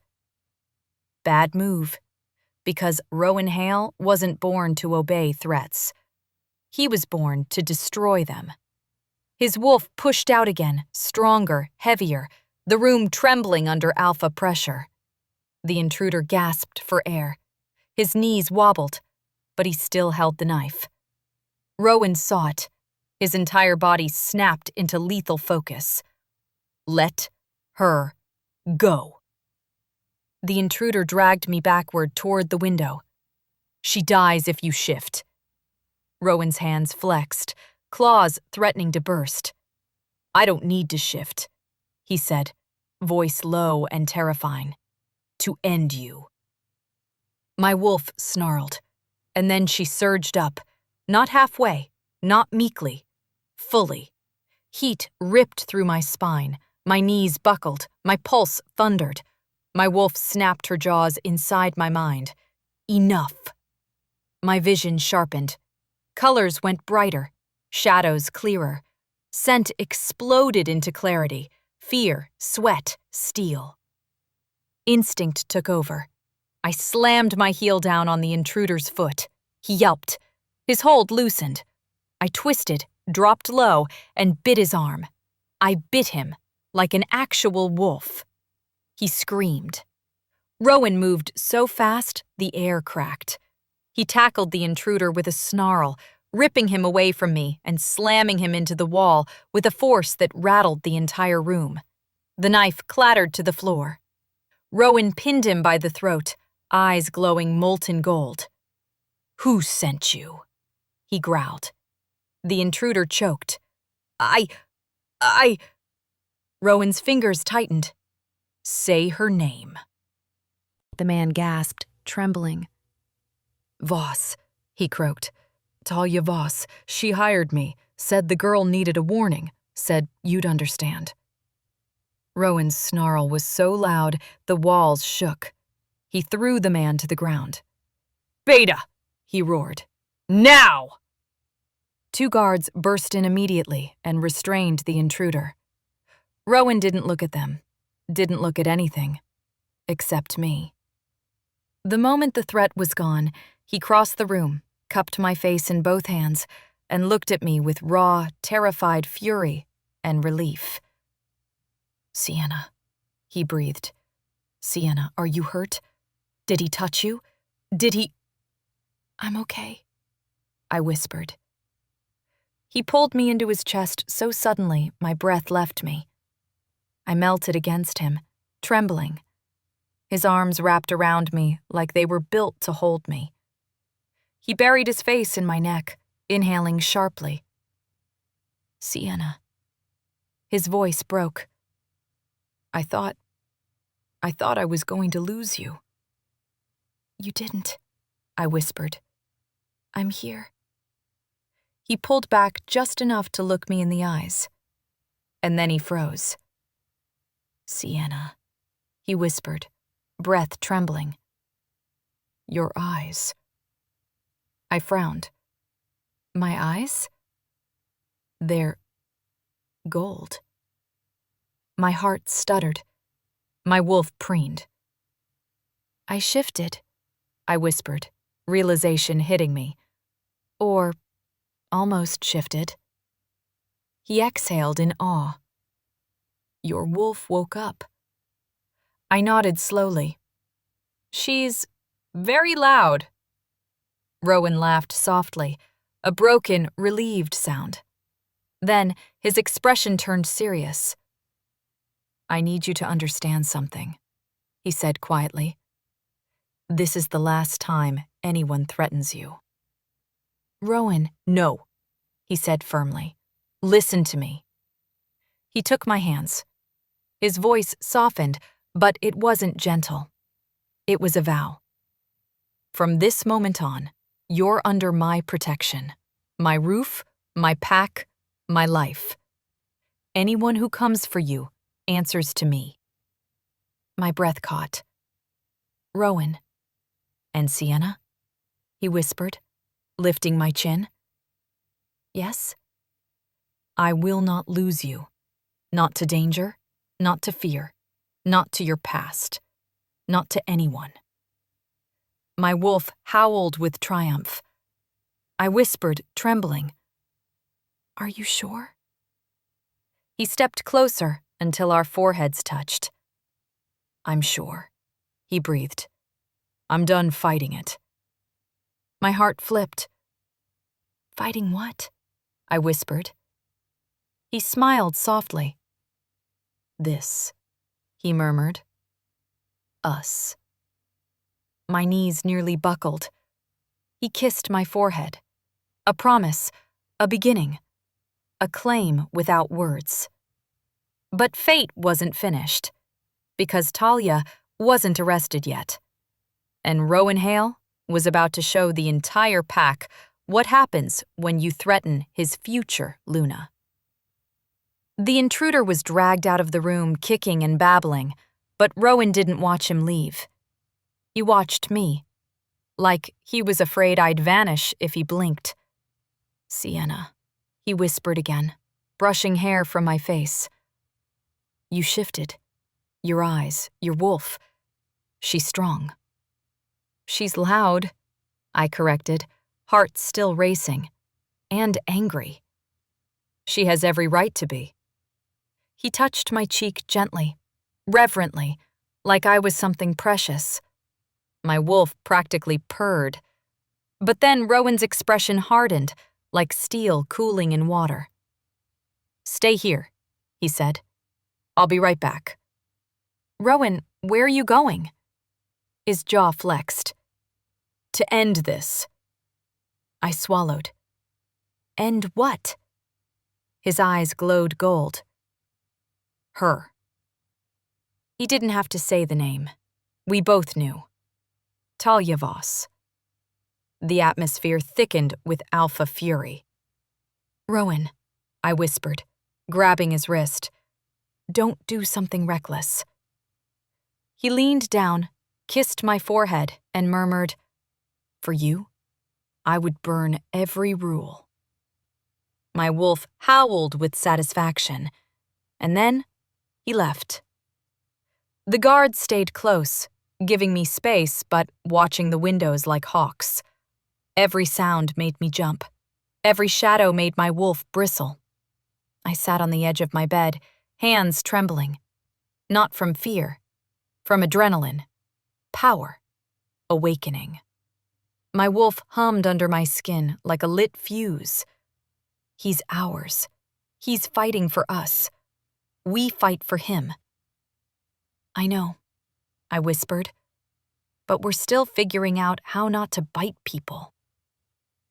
She didn't apologize. Rage, dominance, protect, ours, danger, threat, eliminate. My breath hitched.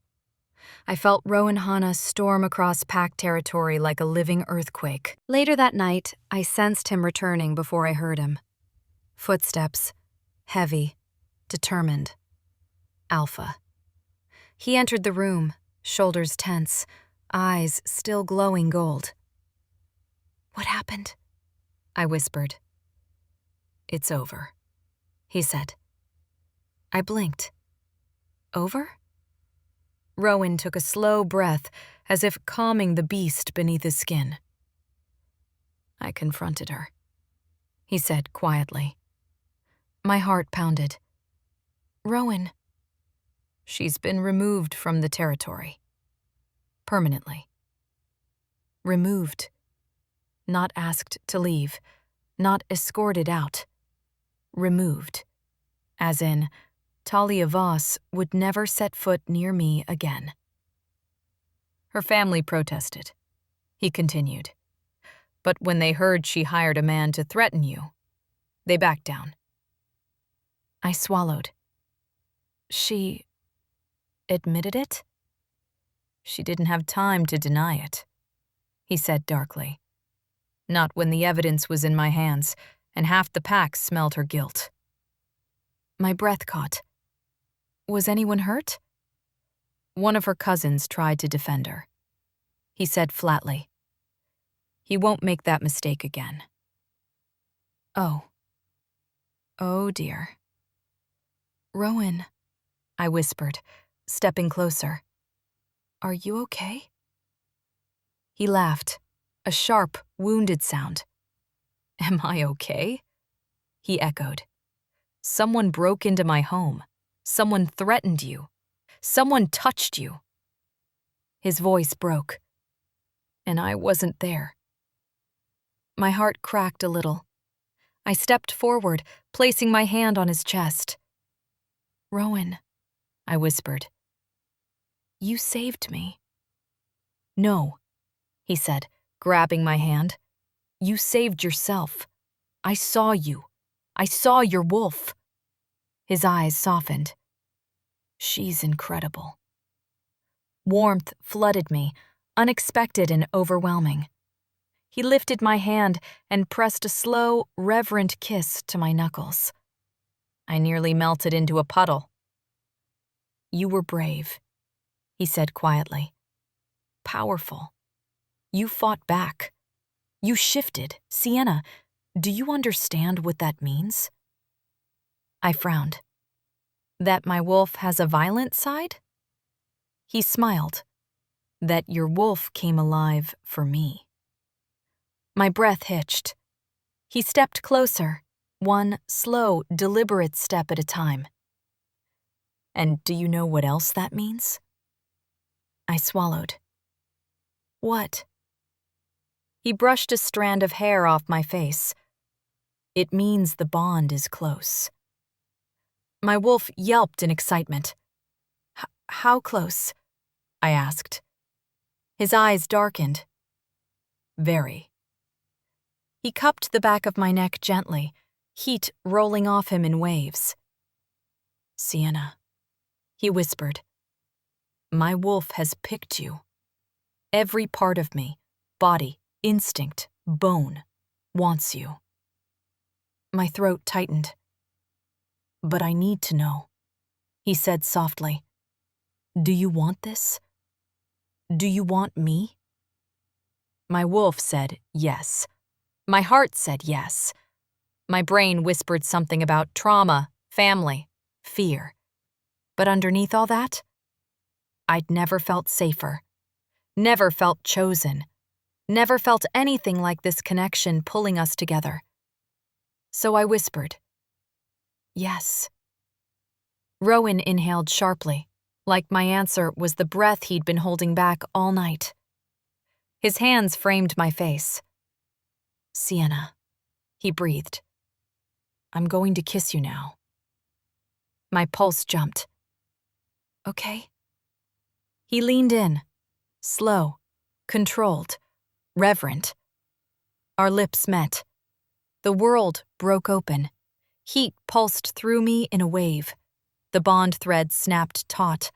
My wolf surged upward, joy exploding through every nerve. Rowan deepened the kiss, one hand sliding to my waist, pulling me flush against him. He groaned softly into my mouth, and the sound went straight to my knees. I clutched his shirt. He lifted me slightly, pressing me back against the wall. His lips were warm, hungry but careful, like he wanted to devour me and worship me at the same time.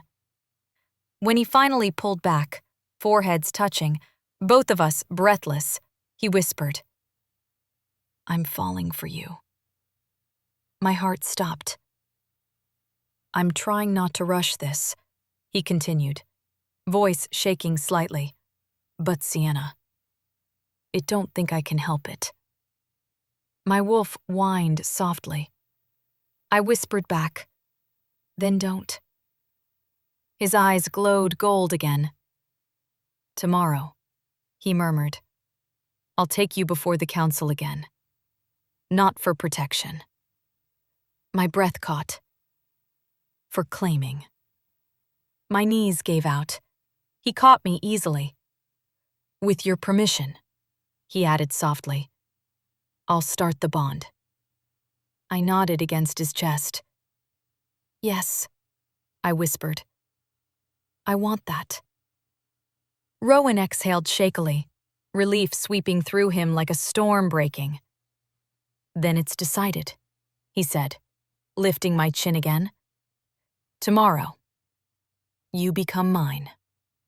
And my wolf purred. Finally.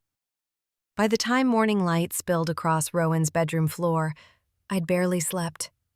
Not from fear, not from nightmares, from anticipation. My wolf paced inside me like a creature ready to step into her rightful skin. Rowan's scent still lingered on my hands from when he held me. Warm, pine, dominance, safety. He knocked on the door once, just once, but everything inside me answered the call. Come in, I whispered. He stepped inside, wearing a fitted black shirt and dark slacks, looking less like a CEO and more like a man who woke up prepared to change my entire life. Sienna, he said softly. Are you ready? I swallowed. Yes. He offered his hand. I took it. My wolf purred. And we walked out together. The council chamber wasn't empty this time. It was filled. Betas, elders, guards, members of Rowan's pack who had heard whispers and wanted confirmation that the Alpha was stepping into destiny. Rowan walked ahead of me, but he never let go of my hand. Not once. When we reached the center, Elder Hale stood. His gaze swept over us with quiet understanding. Alpha Rowan Hale, he announced. You have called this meeting to make a declaration. Rowan took a breath. His voice carried through the chamber like thunder laced with devotion. "I'm claiming Sienna Cole under full alpha protection," he said. "And with her consent," he looked at me, eyes softening, "I intend to begin the mating bond." A ripple of shock. Gasps. A beta somewhere whispered, "The Omega who never shifted?" Rowan heard it. He didn't even turn. His aura alone shut the whisper down. "Do any object?" Elder Hale asked. For one heartbeat, there was silence. Then, "Yes." The word cracked through the hall like lightning. I stiffened. Rowan's grip on my hand tightened. My adoptive family walked in. Elaine at the front, Chloe behind her, Ethan trailing with fake sympathy plastered across his face. Elaine's voice dripped poison. "Sienna belongs with us. She's our responsibility. And our reputation." Rowan's aura went lethal. But I stepped forward first. For the first time, I wasn't afraid. Not of Elaine, not of the council, not of the world. "No," I said quietly. "I don't belong to you." Elaine laughed. "Don't be dramatic. You owe us for raising you." My wolf surged, my voice sharpening. "I don't owe you my life, or my future, or my freedom." Chloe crossed her arms. "You're throwing away stability for some alpha fantasy?" "No," I said. "I'm choosing a pack that sees me, a mate who protects me, a life where I'm not your servant." Shock flickered across Elaine's face. Even she hadn't expected rebellion. Rowan stepped beside me, his presence towering and protective. "She doesn't belong to you. She never did." Elaine sneered. "You don't even know her." Rowan smiled, slow and dangerous. "I know she fought off an intruder. I know she stood against threats instead of running. I know she shifted for the first time, defending herself. I know she's braver than half the wolves in this room." His eyes softened as he turned to me. "And I know she's mine." A collective breath rippled across the chamber. My wolf howled in triumph. Elder Hale raised a hand for silence. "Does the Omega accept the Alpha's claim?" Every gaze shifted to me. Rowan's hand trembled just slightly where it held mine. His wolf waited, breathless, aching, hopeful. I spoke clearly, loudly. "Yes, I accept." Rowan exhaled shakily, like I had just returned oxygen to him. Elder Hale nodded. "Then perform the first rite." Rowan turned to me fully, hands steady, eyes gold. Every part of him offering devotion, not dominance. "Sienna," he murmured. "May I?" I nodded. He brushed my hair from my neck. Leaning in slowly, giving me every chance to stop him, he pressed his lips to the spot where my shoulder met my throat. Heat shot through me.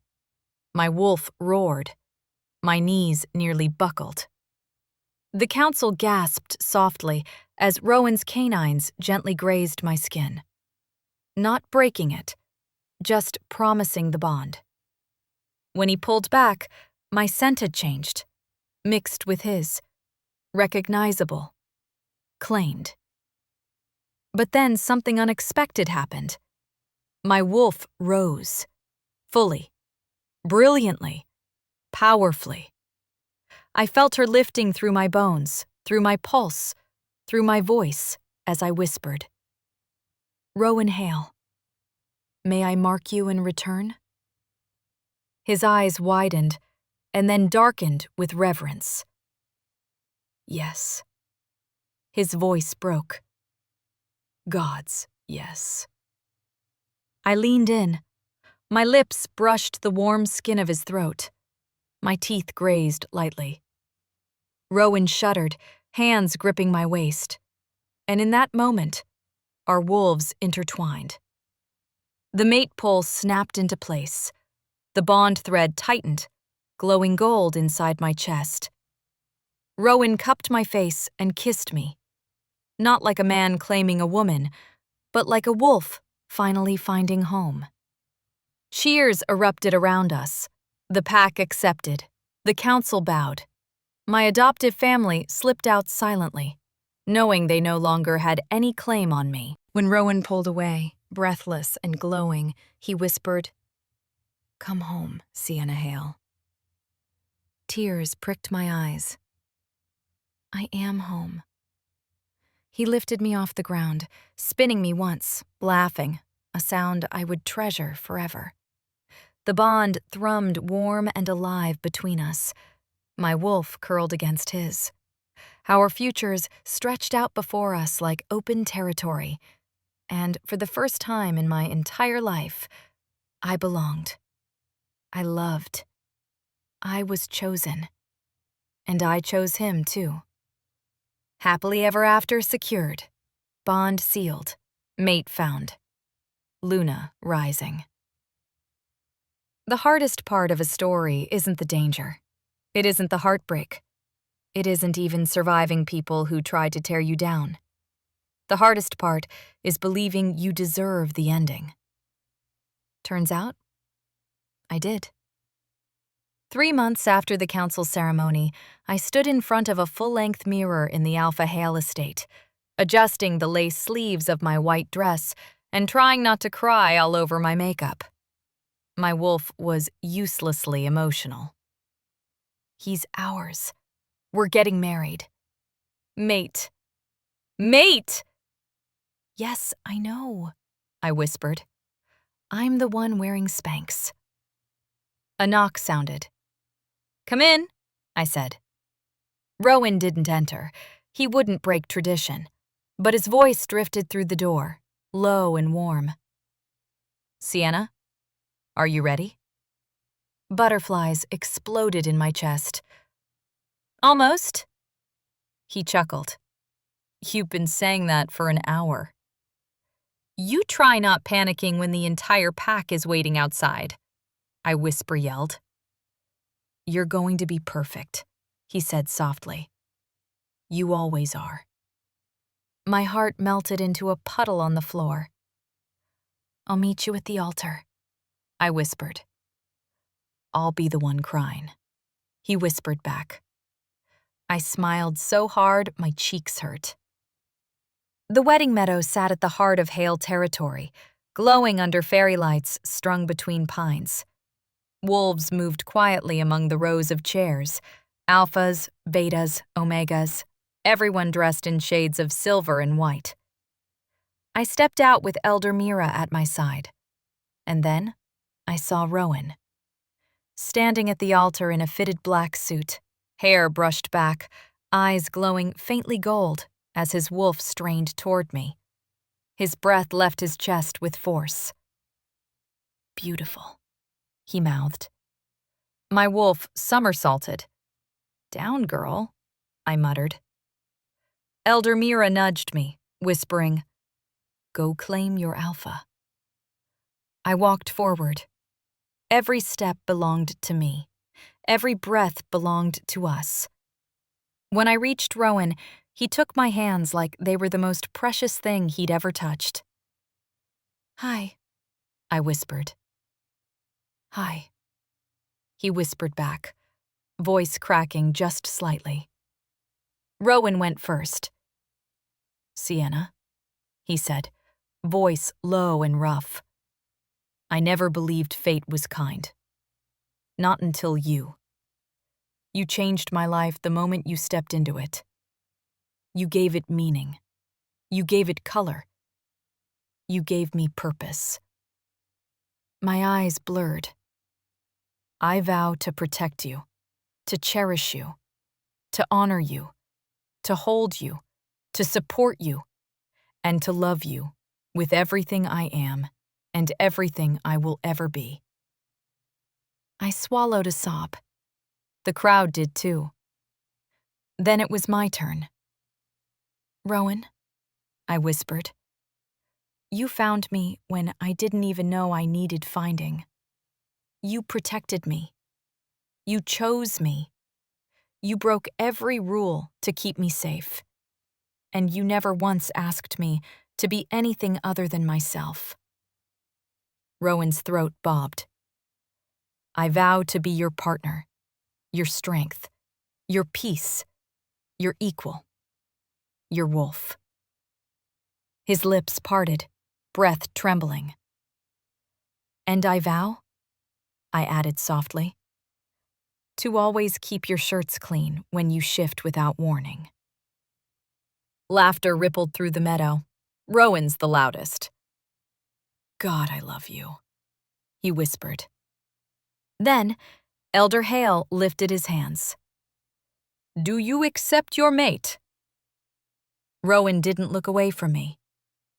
"I already did," he murmured. "Do you accept your alpha?" "Yes," I whispered. Rowan leaned in. Our lips met. Soft, warm, absolute. The bond snapped fully into place, gold light rushing through my body, through his, weaving us together like our souls had been waiting centuries to touch. My wolf howled in joy. Rowan's eyes glowed bright amber as his wolf answered. We pulled apart to cheers, howls, applause. We were mated.